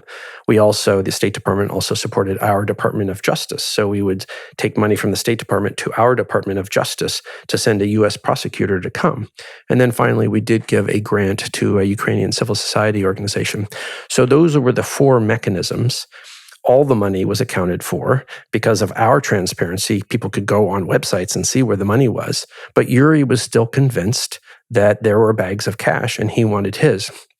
So then that was then the whole packet of documents that he brought to Giuliani, who passed it to the White House, who passed it to the State Department, and ultimately they sat on it, our Inspector General's office. They never came to talk to me about it, and then they provided it to Congress in the impeachment inquiry. So part of my challenge or my obligation, my joy, as part of the impeachment inquiry was to talk about this false manufactured garbage that Lutsenko had handed to Rudy Giuliani. Listening this from the vantage point of 2025 is really remarkably upsetting, obviously, to just hear that somebody at such a high government position as a prosecutor general in Ukraine could openly sort of pressure the embassy or any kind of like foreign office here in Ukraine to with the hope that somehow they would get like a slice, as you said, is just really bizarre. And I hope as a Ukrainian, I just want to share it personally that I hope that will never get to happen again. But as we see, there's a lot of work to be done. You said that the fact that Ukraine didn't meddle into the U.S. internal policy by sort of bending under the pressure of Trump and his people and not opening the investigation, which would be a manipulation in a sense, it really saved Ukraine from having a bad relationship with the Biden's administration. But what about Trump's administration and also Trump administration 2.0? Because a lot of people claim that in the current dynamic, Trump is still sort of like salty at Zelensky for that case, specifically what he has done or not done in his favor. How do you think that impacted the future U.S.-Ukraine relations after Biden, specifically with Trump now? Trump 2.0 is a completely different organization. There were, in the first Trump administration, many professionals who carried out their responsibilities appropriately for U.S. national interests while taking direction from President Trump. The team in the second administration are opportunists who are yes men and women, as well as people, again, who use their offices for their own agendas. So I think what we're down to is not a coherent administration with people being delegated responsibilities and carrying them out. It's more like a sultan's court. And Trump's the sultan, and the only thing that really matters is what the sultan says. So you see statements that can change on a daily basis, and it's very difficult for any country to engage, in their interests in a way that has a path to success, because ultimately things can change on a daily basis. So I appreciate the challenge for Ukrainian, Western European, Asian allies in engaging this current Trump administration. I think it is probably fair, and it's not like I have conversations with President Trump, that somewhere deep in his psyche, he both has this irrational fondness for Vladimir Putin and this distrust for Ukraine. But I think it's also the case that you can see at various times when he interacts directly with Volodymyr Zelensky that he admires Zelensky. And, you saw it 2 meetings ago. I think that was maybe the one in New York when he came out and talked in very positive terms. He even said Ukraine can win, which is something that previously he said Ukraine can't win. And I think that was directly because he had a very good meeting face-to-face with President Zelensky. So I think that's always the challenge in international relations when you have somebody who's so personality-focused like Donald Trump. It really does matter the impressions that someone makes face-to-face. So in that sense, I think you can judge President Zelensky's efforts as successful as seen by President Trump's reactions when they meet. But that doesn't always last because either the next day or in the case, or the case of the most recent meeting, he talks to Putin the day before, and then the meeting while maybe pleasant, doesn't result in anything. Yeah, that's definitely a really difficult thing to navigate, and we saw how things can go terribly wrong at the start of this year. We saw it live to hear when we remember that infamous meeting between Zelensky and Trump in the Oval Office. Now we have a new ambassador of Ukraine to the United States, who has recently started her term. In your opinion, what should be sort of like the strategies going forward working with this administration? And what are some maybe key learnings that Ukrainians should have already taken in from the previous failures in these interactions?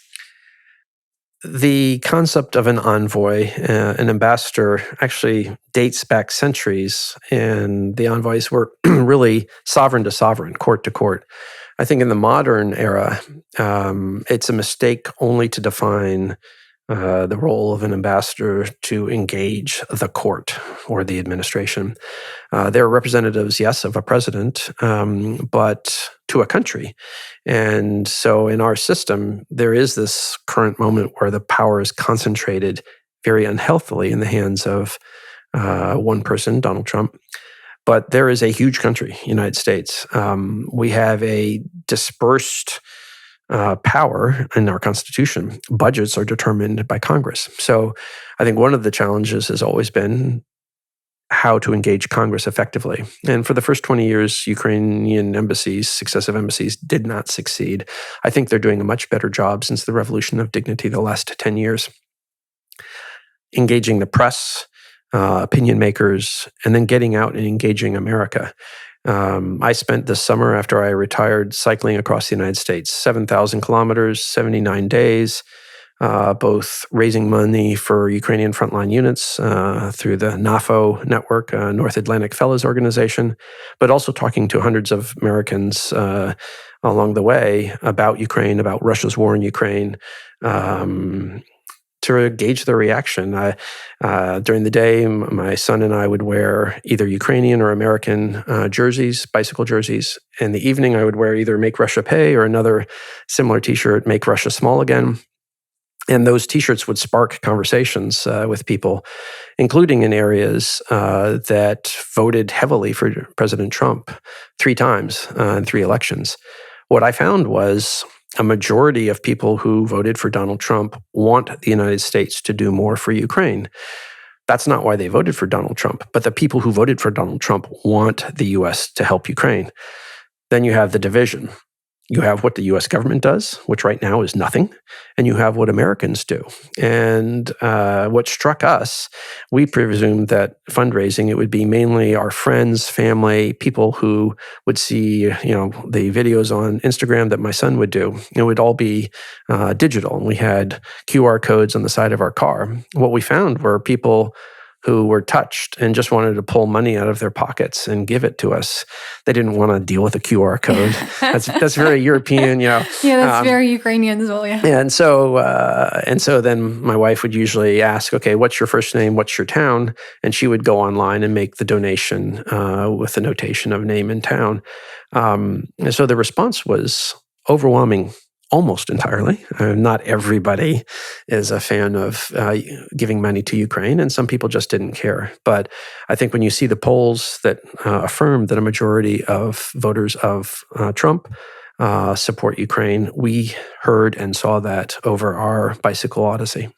Going to that poll, what was really interesting, if we're talking about the same statistics that recently came out about whether how many Republican versus Democratic voters support Ukraine, and kind of like the breaking news for a lot of people was that for the first time in a while, the percentage of Republican voters and their favorable view on Ukraine was outnumbering the one on the Democratic voter side.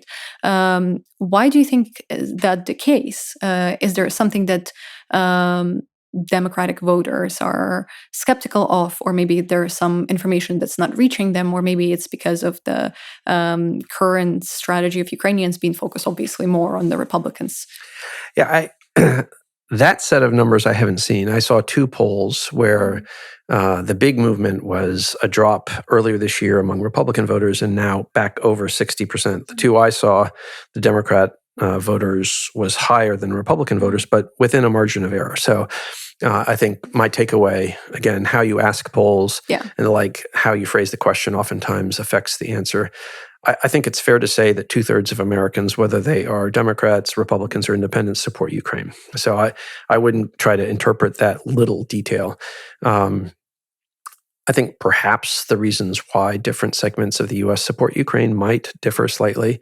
Some may support because it's the right thing to do, because it is the right thing to do. Others may see on very specific issues. When I was talking, for instance, to evangelicals in Eastern Oregon and the West Coast, who are deeply religious and do not trust anybody in authority, when I started talking about the 20,000 Ukrainian children seized to Russia, they were shocked and appalled. And so that hit them on a personal, moral level in ways that I didn't necessarily expect, but it was very clear that was a talking point for them that really made a difference. Other groups were inspired by Ukraine's fight for freedom. And when we got here this week, I came in with a convoy of these volunteers, other people who had also raised money. And so we drove the trucks that we raised money for.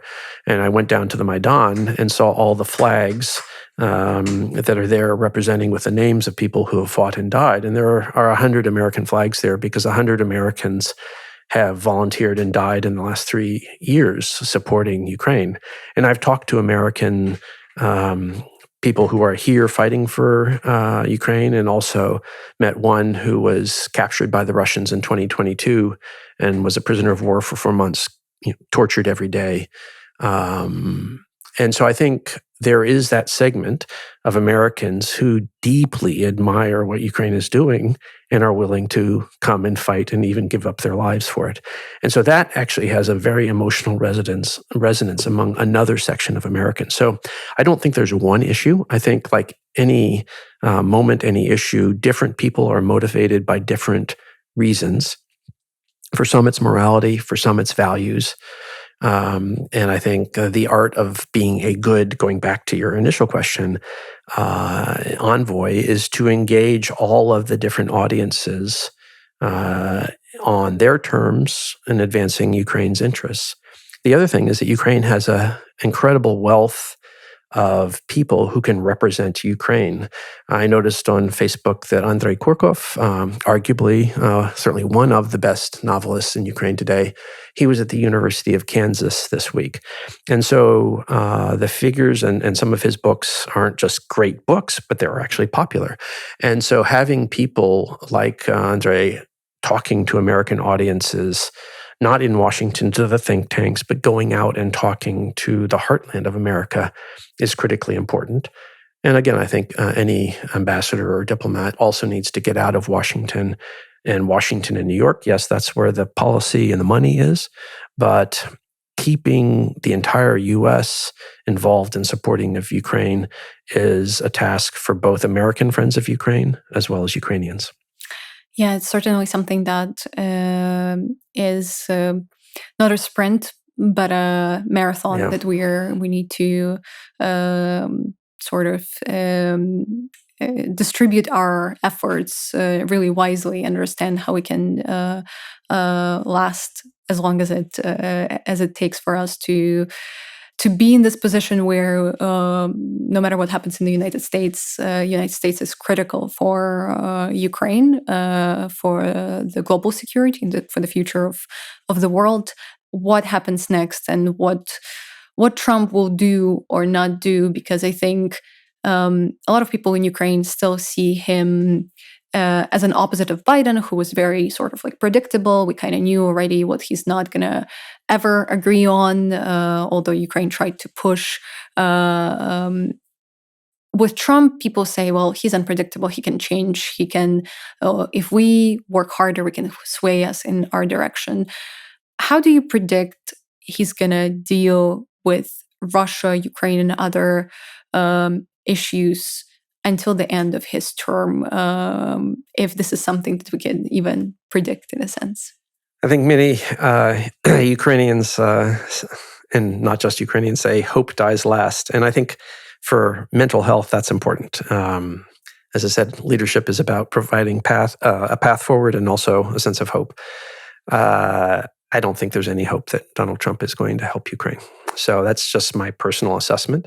It doesn't mean that Ukrainian officials shouldn't try to meet the Trump administration partway and seek common ground where it may be possible. The agreement for investment in Ukraine's reconstruction and critical minerals is a win-win approach. If we can work together in Miltech, that also makes a great sense for Ukraine in the short term and the U.S. in the long term, because frankly, Ukraine's defense industry and Miltech developments are far more advanced than Americans are now. The way war is being fought now and will be fought in the future, Ukraine has the first adopter advantage. It has the technology, it has the mindset that is important for success. It doesn't have the capital to produce at scale, but it has the critical ingredients. So if we can combine US and Ukrainian elements, that's a win-win solution. But I don't think there's should be any expectation that the US will revert to providing tens of billions of dollars of assistance as we did under President Biden. It's just not happening. And that means that in terms of the assistance flows, it's going to be Ukraine and Western Europe. So you can call that pessimistic. I would call it just a realistic assessment of where we are in this moment. Does it mean that we should stop trying putting eggs in that basket? Well, I mean, again, I think there are areas in terms of investments that are important because, again, this issue of if Ukraine has the know-how, but it doesn't have the capital to scale production, the U.S. does have a massive amount of capital. And eventually what usually happens is if innovations happen elsewhere, U.S. investors will come in and pay a premium to buy out the technology. So I think negotiating that path forward between the sort of venture capital mindset, which is not the U.S. government, now we're talking about companies. I think that's a path forward that will help Ukraine in the fight now, and ultimately will help its partners. Right now, more of the partners are in Europe. I mean, I think in shorthand, it's the Danish model. The Danes were the ones who said, rather than buying weapon system, let's invest in production in Ukraine. And I think that's a win-win solution. And I think that approach can also be adopted with U.S. defense, not only defense companies, but also venture capitalists. And I think that's part of the conversation that's going on now. Hasn't yet come to fruition, but I know there were intense discussions before the most recent meeting in the White House between President Zelensky and President Trump. Andriy Yermak and other Ukrainian officials were in Washington meeting with representatives of Lockheed Martin, Raytheon, the big U.S. defense companies. It just didn't quite get to the finish line before the call from Vladimir Putin or the meeting in the White House with President Trump and President Zelensky.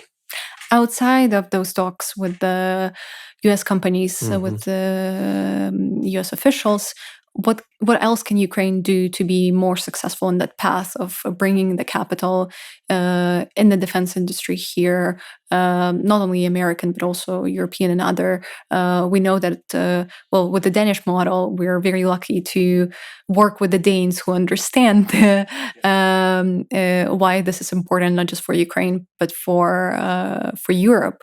But when it comes to others, there might be lack of such understanding or other things that prevent either the governments or the private actors to actually come inside Ukraine. I think Ukraine's success on the battlefield, particularly using the new technologies, should drive the desire for outsiders to invest. I had a congressman come and visit in Estonia, like most congressmen, pro-Ukraine, anti-Russian, pro-Baltics. And after we got talking about the situation in the Baltics vis-a-vis Russia, he said, okay, George, you are seen as an expert on Ukraine. can you tell me, I've got a company in my district and they say they can't get a contract and no traction in Ukraine. Is it because there's corruption in Ukraine? And I said, well, Congressman, are they in Ukraine? And he said, well, you didn't hear me, George. They can't get contract. And I said, defense tech these days is not socialism. You don't get a 5-year contract guaranteed by the government. It's venture capital. I said, look at these Estonian companies. They don't have contracts. They just move their whole R&D outfit to Ukraine. They give away their technology to frontline brigades. And then all of the adaptation is happening in country in real time.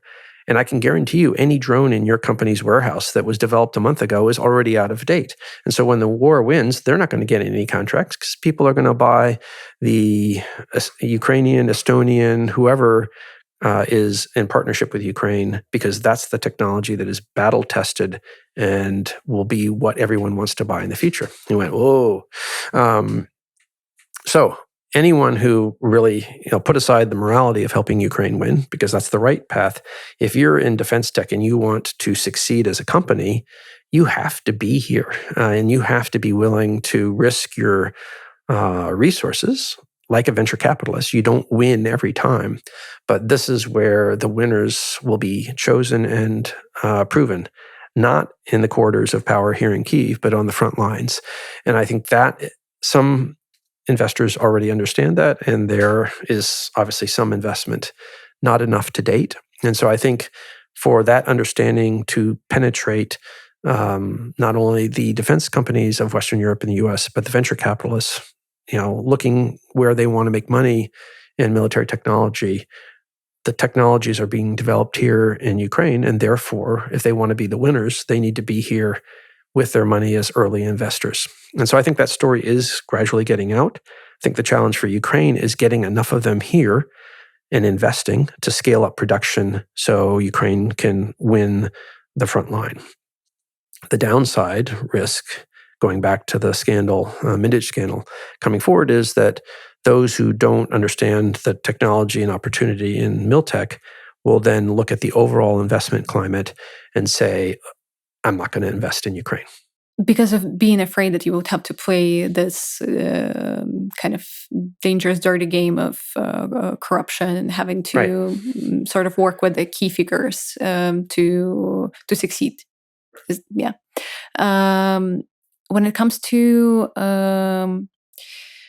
defense tech, it's very interesting because defense tech companies, I know that some of American companies face criticism that they would label or market their technology as Ukraine tested, while it may have not been in Ukraine, or it may have been somewhere in like the western part of Ukraine, just, I don't know, flown once in the sky and with some soldiers, but haven't actually been proven on the battlefield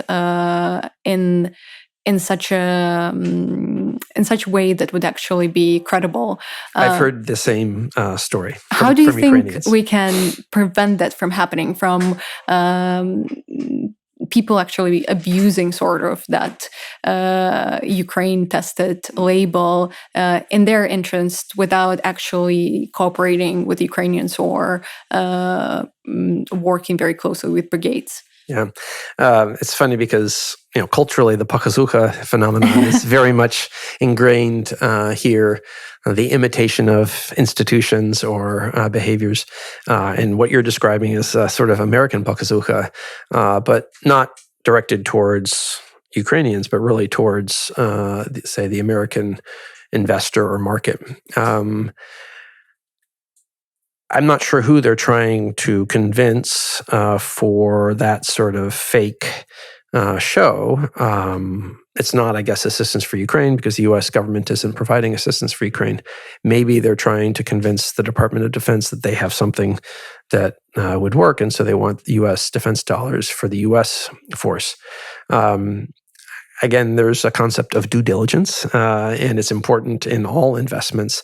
And I think anyone who's willing to put huge money in massive scaled-up production has to do due diligence. And it should be pretty easy to determine whether a company has actually partnered with, say, pick your frontline brigade and tested weapons in battle, or as the story that you related, just showed up here, ran a test in the West, and then went back and claimed it was Ukraine tested without it being frontline tested. But I think everyone has to do due diligence, and so that's an issue for both investors or government buyers. As we were talking about DC and the role of the ambassador, role of these sort of like private actors right now, there's obviously something that is very kind of popular term in the United States as lobbying, that is very different from how this kind of thing is done in other countries. In the United States, there's a special law for lobbying, and oftentimes here inside Ukraine, we hear like, "Oh, Ukraine needs like a better lobbying inside the DC," or we don't have as much like lobbying efforts or leverage as, I don't know, like other communities or other countries do. In your opinion, if you can talk about them, who are the key sort of actors in that field in DC currently for Ukraine? Who's doing the job outside of those official Ukrainian channels? First of all, I would say if you're looking for models of success over time, I would argue perhaps the most successful country is Singapore. Singapore. Yeah, oftentimes people talk about Israel, and Israel had this very powerful political action committee called AIPAC, American Israeli Political Action Committee. But having served in Asia and seeing how the Singaporeans work behind the scenes, I would argue the Singaporeans are the most successful in achieving their goal of moving U.S. policy and programs in their interests. They do it because they just have an amazing professional team in the Singaporean government. So they don't need lobbyists. They just promote and select competent people who know how to interact with the U.S. So I think there are different models of success. I think in the case of Ukraine has always benefited from a very engaged diaspora. The Ukrainian embassy in Washington is a very famous house, Marbury House, who established the precedent for rule of law, Marbury versus Madison in 1800. It was bought by the Ukrainian diaspora, so they gifted it to the Ukrainian government in the 1990s. And so there is a very, always been active Ukrainian diaspora, re-engaged and reanimated in 2014. There is also the sort of civil coalition. The biggest one is Razom, where Ukrainian Americans and then Americans supporting have donated money to help Ukraine in various fields, not directly lobbying. But so I think it starts with a good, competent team. And most of the lobbying actually is focused on Congress, not the administration, because Congress writes the budgets. And if what you're looking for is money and support, you got to get Congress to put it into the budget. I remember in 2014, there was a new wave of Ukrainian activists who had not been involved in the older traditional groups. And they organized in 2014, and they got people like John McCain to pass a Ukraine Support Act. And that was in the authorizing bills. And in our Congress, there's a two-step process: authorization and then appropriations, which is where the money is. And they were so happy. This was December 2014. And I asked one of them, he was a doctor at the Children's Hospital. So, nothing political until 2014. Also Yuri. And he said, "George, we've got success." And I said, "Okay, well, who are you working with?" "John McCain." I said, "Great guy, doesn't control the money. Who's on the Appropriations Committee?" He said, "What's an Appropriations Committee?" I said, "Okay, this is Congress 101. First, you get it authorized. Now you need money." And so understanding how Congress works, that not just the names on the Foreign Relations Committee, but the appropriators who control the money is important. So eventually the money started flowing the next year because they learned quickly and then engaged the appropriators. So I think in that case, that was a situation where the Ukrainian community helped the Ukrainian embassy engage. Certain lobbyists can open doors for governments that are difficult, that first conversation. So I don't want to pretend that it doesn't help.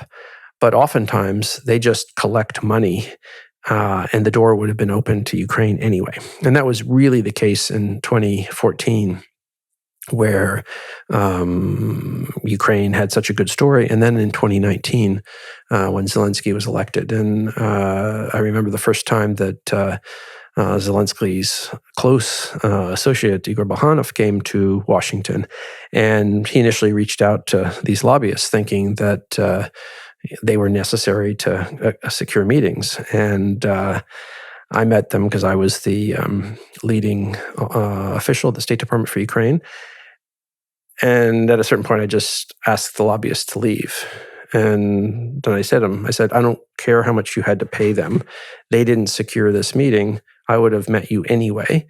And going forward, at this point, any door in Washington is open to you because for now, this is, I think, between the two rounds of the elections, representing clearly who's going to be the next president of Ukraine. So be careful of who you engage. Be careful of people promising things that will take your money and not deliver. And oftentimes, going through the front door is the quickest and best way. But this game of influence, there will always be people looking to play it. Sometimes they can open doors that are shut, and sometimes it's just taking people's money. Well, especially now with Trump, when we know that he's so influenced by his surroundings, and there are probably a lot of people in his circles that are claiming that they can open that door. And whether that's in a good faith or not, we don't know yet. You were saying that you're being pessimistic or realistic, however people would see it when it comes to Trump's ability and willingness to help Ukraine and actually do something for Ukraine's security. And obviously, we talk about a lot of these things from the perception of Ukraine or the United States today. But what do you think that means for Europe today? Well, I think Europeans, and I presume you've talked to European officials, like it or not, they understand that their fate is now more in their hands than they would wish. I think there's, in economic terms, there's something called the free rider effect. And European countries have enjoyed the free ride for 80 years, where the American taxpayer paid for their security. Yeah, sure, they had armies, but ultimately, they knew that the U.S. was there to defend them, that we had, huge amounts of troops there. We offered the nuclear umbrella so that the Soviet Union and Russia couldn't bully European countries. And that led them to spend less on their own defense than they should have. It allowed them to spend more on investing in their people.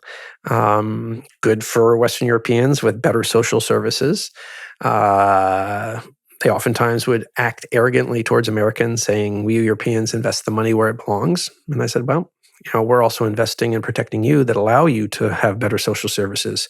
So I'd check your arrogance and why don't you be a little humble about the fact that you can't defend yourselves. I think the issue now is they, I think, accurately assess that under Trump, the United States may not be there for them, and therefore they have to spend a lot more money and they have to prepare to defend their societies with the situation they don't want, which is the U.S. doesn't support. I sure hope that the U.S. will fulfill our obligations if that moment came. But as they teach at our National War College, hope is not a strategy. And therefore, I think serious people have to take serious steps. And ultimately, I think that means that regardless of when the U.S. has a change in administration and we resume a more collaborative approach, that level of trust that we had for 80 years will never recover fully. And in some ways, if that means that Europeans invest more in their own defense, that's a good development for Europe. But it deeply saddens me that the U.S. at this point is seen as not a trustworthy ally that can't be depended upon. But I think that's where we are at this moment. In all of this equation or situation, one of the key questions today is who's going to emerge among the Europeans as the key leader who's going to be able to guide this new chapter of European security, of European strategy for future. Who do you see as the most promising country or leader currently? Again, I'm not a European. I spent several years in graduate school in Europe. Have a lot of European friends. I think for decades, both the United States and Europe has looked to the biggest countries, economically speaking. That's Germany and France, or the countries with the biggest armies and a tradition of deploying. That would be the UK and France. As the de facto leaders, and then obviously Brussels representing the European Commission. I think the reality for the last 10 years shows that the intellectual leadership of Europe, in a fundamental sense, understanding European values, and particularly in the security sphere, moved east. And that is, again, the eastern flank, the Nordics, the Baltics, Poland. These are countries whose leadership isn't sticking their head in the sand. They understand the threat, and they understand that their responsibility as leaders is to invest. And those are the countries not only leading in the investment in their own defense, but it's also the countries that are leading in support of Ukraine. And those two are clearly intimately connected. So, I think particularly when you're dealing with a collective, it's not just one country or one leader. It's critically important as well that the biggest countries also have engaged leadership. So I think Chancellor Merz in Germany, who has low sort of popularity ratings now, is exhibiting the leadership that Germany has long needed and Europe needs from a German leader.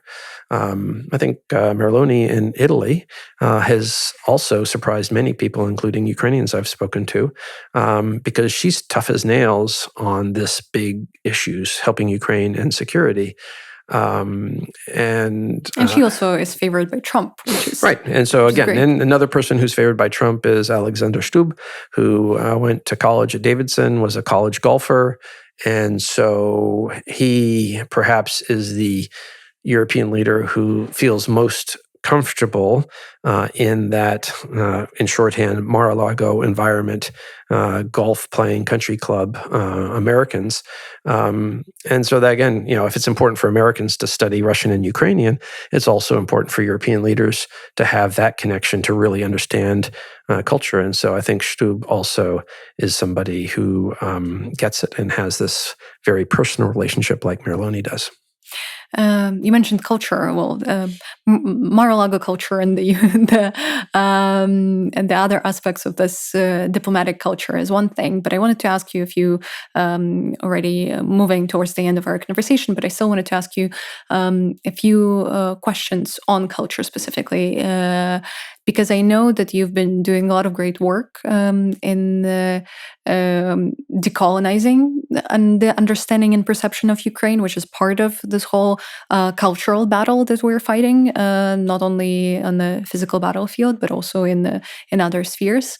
I know that you were a big advocate, or maybe, correct me if I'm wrong, like a key person in convincing the State Department to change Kyiv, the Russian spelling, to a Ukrainian spelling that Ukrainians also have advocated for a very long time. How have you seen the role of culture in this whole conflict between Ukraine and Russia throughout your term here and your work here, but also that aspect from the United States perspective, how United States has been in touch or maybe away from Ukrainian culture all this time? I think culture can be interpreted in many different ways. It can be societal norms. It can be folk art. It can be highly intellectualized art. It can be avant-garde, which very few people understand, even in their own cultural context. But I think culture is a mixture of all of that. I think culture defines societies in ways that many people can't explain clearly. But if they take a step back, it's clear. I'll give an example of Estonia. So neither Ukraine or the United States. A very small country of 1.4 million, a million of which are Estonian. The rest are mainly Russian-speaking, although there are now 90,000 Ukrainian refugees. Estonians have survived 800 years of occupation, primarily because no one outside can speak their language. It's a Finno-Ugric language. It has very few common shared roots, except for with Finnish. For them, culture is language. Ethnicity isn't Estonian culture. If someone speaks Estonian, they are Estonian, almost by definition, and they sing. And for them, it's the language and the singing, and they have these song festivals every 5 years that really defines their culture. And so they actually have a very strong identity and are very open to any of the Ukrainian refugees who are rapidly learning Estonian will be accepted fully. So I think, a society understanding what their culture represents is critically important. I think Ukrainians are a society and a culture that is allergic to authoritarianism. And Roman Washuk, the former Canadian ambassador, just finished being the business ombudsman. He said this, we were talking about, say, Ukrainian culture versus Belarusian culture. Ukrainians are allergic to authoritarianism. That makes them great protesters and entrepreneurs. Sometimes they are disorganized in trying to create institutions. Belarusians actually have a deep sense of societal trust. In that sense, some Baltic countries, Latvia, Lithuania, Estonia, actually have talked about Belarus as the fourth Baltic country, not because they're on the Baltic, but because their culture has this lateral societal respect. And it's actually quite remarkable. I mean, most Westerners sort of dismiss Belarus as the sort of the last dictatorship in Europe, looking at Lukashenko. But there is a genuine societal culture in Belarus, which is distinct. So again, it's even if countries and cultures have coexisted for hundreds of years, either in the same empire or, in the case of Ukraine, divided between the Russian and Austro-Hungarian Empire, with the western part being part of Poland in the first part of the 20th century. I think there is a Ukrainian culture. I think it has to do with how Ukrainians interact with each other. It also is a pride in things like Vyshyvanki and the role of Rushniks from birth to death. And so I think because there is a sense of Ukrainianism, I think that's something that Ukrainians can take pride in, which clearly since 2014, the return of people wearing embroidered clothes is part of that pride of being Ukrainianness. But that, or pisanki, is a way of an art form that expresses identity. And so I think those elements, which are wholly positive, it's not a negative form of culture, are ways that Ukrainians can promote identity through culture and symbolism. So you see the Vyshyvanki on the runways, sort of high culture. Pisanki are things that now UNESCO designated, but people respond to as a form of art that also contains identity. So I think Ukrainians have a lot to be proud of, and they have elements of culture which are a good bridge to explaining what it means to be Ukrainian. You mentioned that your wife is a Crimean Tatar, and Crimea, its history, its culture is essential to the culture and history of Ukraine. In the world, unfortunately, Crimea is often seen through the lens of occupation as well, and Russian invasion. What, in your opinion, the world still lacks when it comes to understanding of what Crimea actually is in all of those different aspects? Yeah, I think many Westerners, outsiders, even people who should know better, buy into the Russian myth that Crimea was Russian. They talk about Khrushchev, 1956. I usually ask them, so here's a quick pop quiz. And the way I ask the question probably shows the answer, but please answer. Who controlled Crimea longer, the city-state of Geneva or Russia? And the answer is Geneva. Geneva, all the fortresses on the south bank of Crimea were built by the Genovese. First time I met Mustafa Jamilov in 2004, and we had super strong Crimean Tatar coffee in his office in the Mejlis.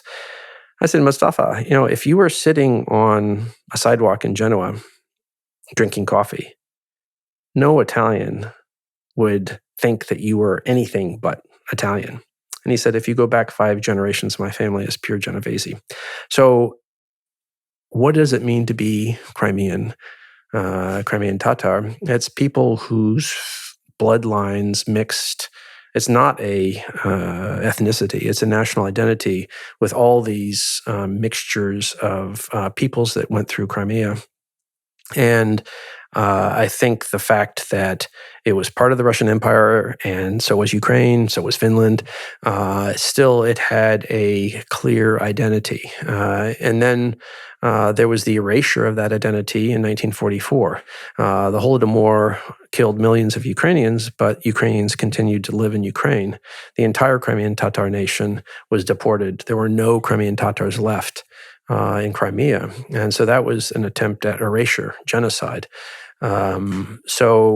And understanding that history and then a claim on a territory by Russia is a context that many people don't understand.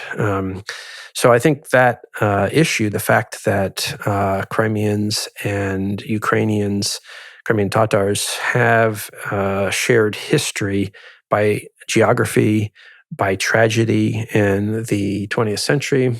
I think if you look at the triple tragedies, the Holodomor, the Holocaust, and the deportation of Crimean Tatars, there should be this empathy between the communities, which I think there largely is. Just take music. There is an amazing connectivity between Crimean Tatar music, klezmer music, Jewish klezmer music, and in short term, what's referred to as Moldovan gypsy music, Roma tradition. And the melodies are shared between all three. And so that goes back to this issue of culture. You can go to New York and go to klezmer clubs and hear them play a klezmer tune, which is known as the Haisa Tata dance, the sort of really lively Tatar dance. And what that is actually, with a different beat, the Bakhchi-Saraysky Khaytarma, the fundamental national song. So the national song of Crimean Tatars is a standard klezmer tune because some Jewish musician went apparently to a wedding in Bakhchi-Saray around 1905, went back to the Carpathians and introduced the Crimean Tatar national tune into klezmer music culture. So I think that, again, there's culture again, culture and identity shared. There have always been shared musics. When we were here earlier, 20 years ago, one of the folk rock groups my wife and I enjoyed listening to was Haidamaki. We listened to one of their albums, and my wife said, "Stop." She said, "Play that song again." Again, the melody was Crimean Tatar.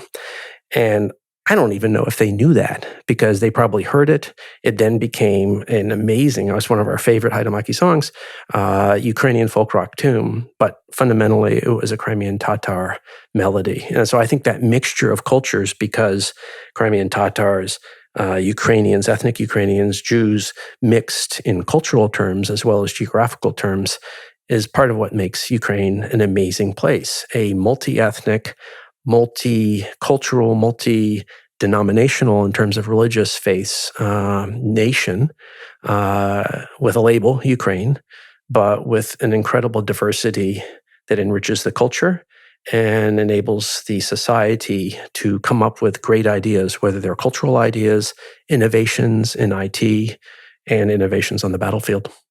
We see how Russia has poured millions of rubles, dollars, I don't know even what, into advancing its own culture in the world, into getting into academia, into other spheres. We still see cultural institutions as a Russian house present in Berlin, for example, or in Paris. And despite many investigations claiming that it actually employs little Russian agents, they're still there.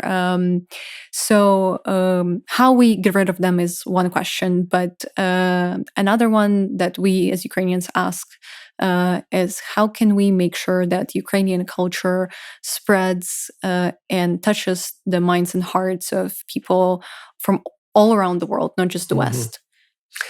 I think, that's every country has to come up with its own approach to using culture as promotion. That's also an issue that I've heard Estonians talk about because most cultural promotion in Estonia is state-run.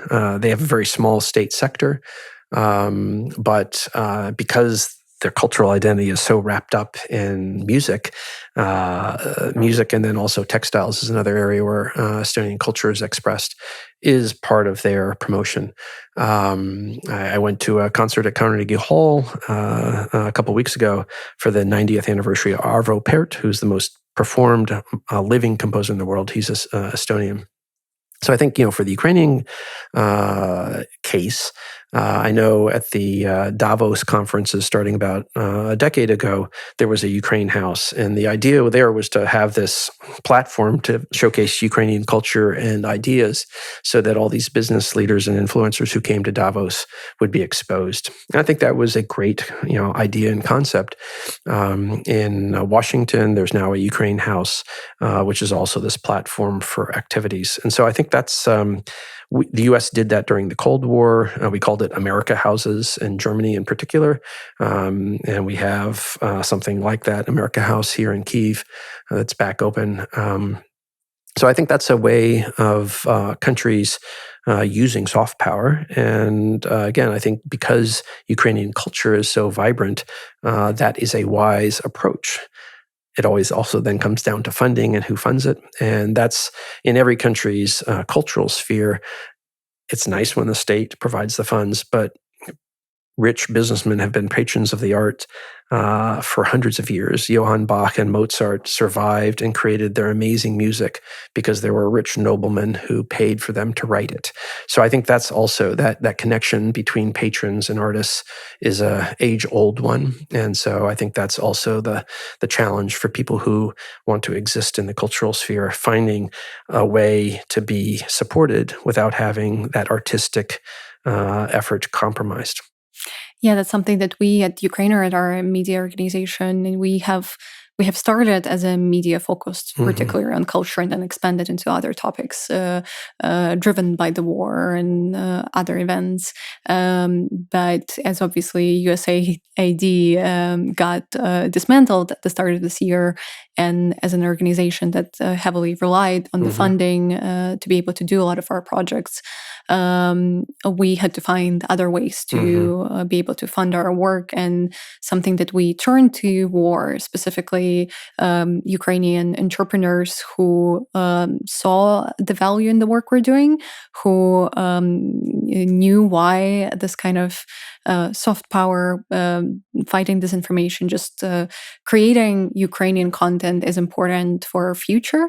So we have an advisory board now that also supports us, but without obviously having an ability to interfere in what we do or not do. So thank you so much for saying that specifically. Before we move on to the last question, I wanted to first give you a few gifts. And normally we gift our guests one book, but I want to gift you two. And let me just extend my hands to the two of them. So this is the book called Ukrainian Insider, which is basically a selection of photographs and stories from our expeditions around Ukraine. It's a new edition because I suspect that you might have the first one, or maybe you've seen it at least. If you don't, it's also great. If you do, this one is an updated version. And this is in English, but we recently published the same book essentially in Crimean Tatar. So I really want to extend you this gift because I know how much in your family you care about Crimea and Crimean culture and promoting it on the global level. So this is something that it's a heavy pack to transfer through.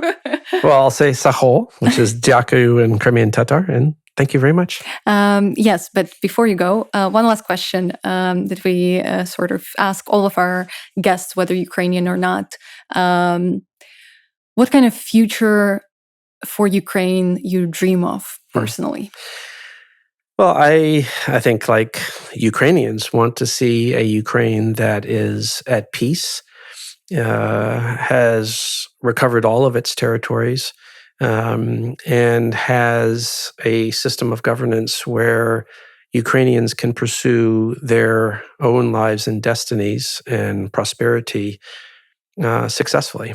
Because I think fundamentally the role of government is to provide the conditions for citizens to be successful. It's not a socialist vision. I mean, obviously, there needs to be a minimal social net for those that aren't successful, but fundamentally to create the conditions for people to pursue their own lives. And I think that has an economic component, the lack of control and regulation and corruption. And it also has an educational component. Estonia, again, has the best education system in the world by some measures of international testing standards. Because Estonians understand as a small country, they can't afford to waste human capital. And I think that imperative should drive every country, that people aren't bydlo. It's not like they're being miasa to be sent to the front lines to die so people can drive their Range Rovers around the capital. That every single citizen is important for a country to succeed. And education, I think, is that fundamental element. So a country that has an education system that prepares its citizens to succeed, and a government that protects citizens, doesn't seek to oppress them, and enables them to make the country prosperous. That's, I think, really the vision that I would have for any country, and I certainly would have it for Ukrainian friends. And I certainly have it also for our American friends. That's right. Given the challenges that you're going through. Thank you so much for this conversation. One small thing that we also ask, and just already after we finish, to sign like a poster and leave either a phrase or a symbol that symbolizes for you Ukrainian identity. It could be a word, it could be anything. So you're going to put the poster here, and we are letting you go.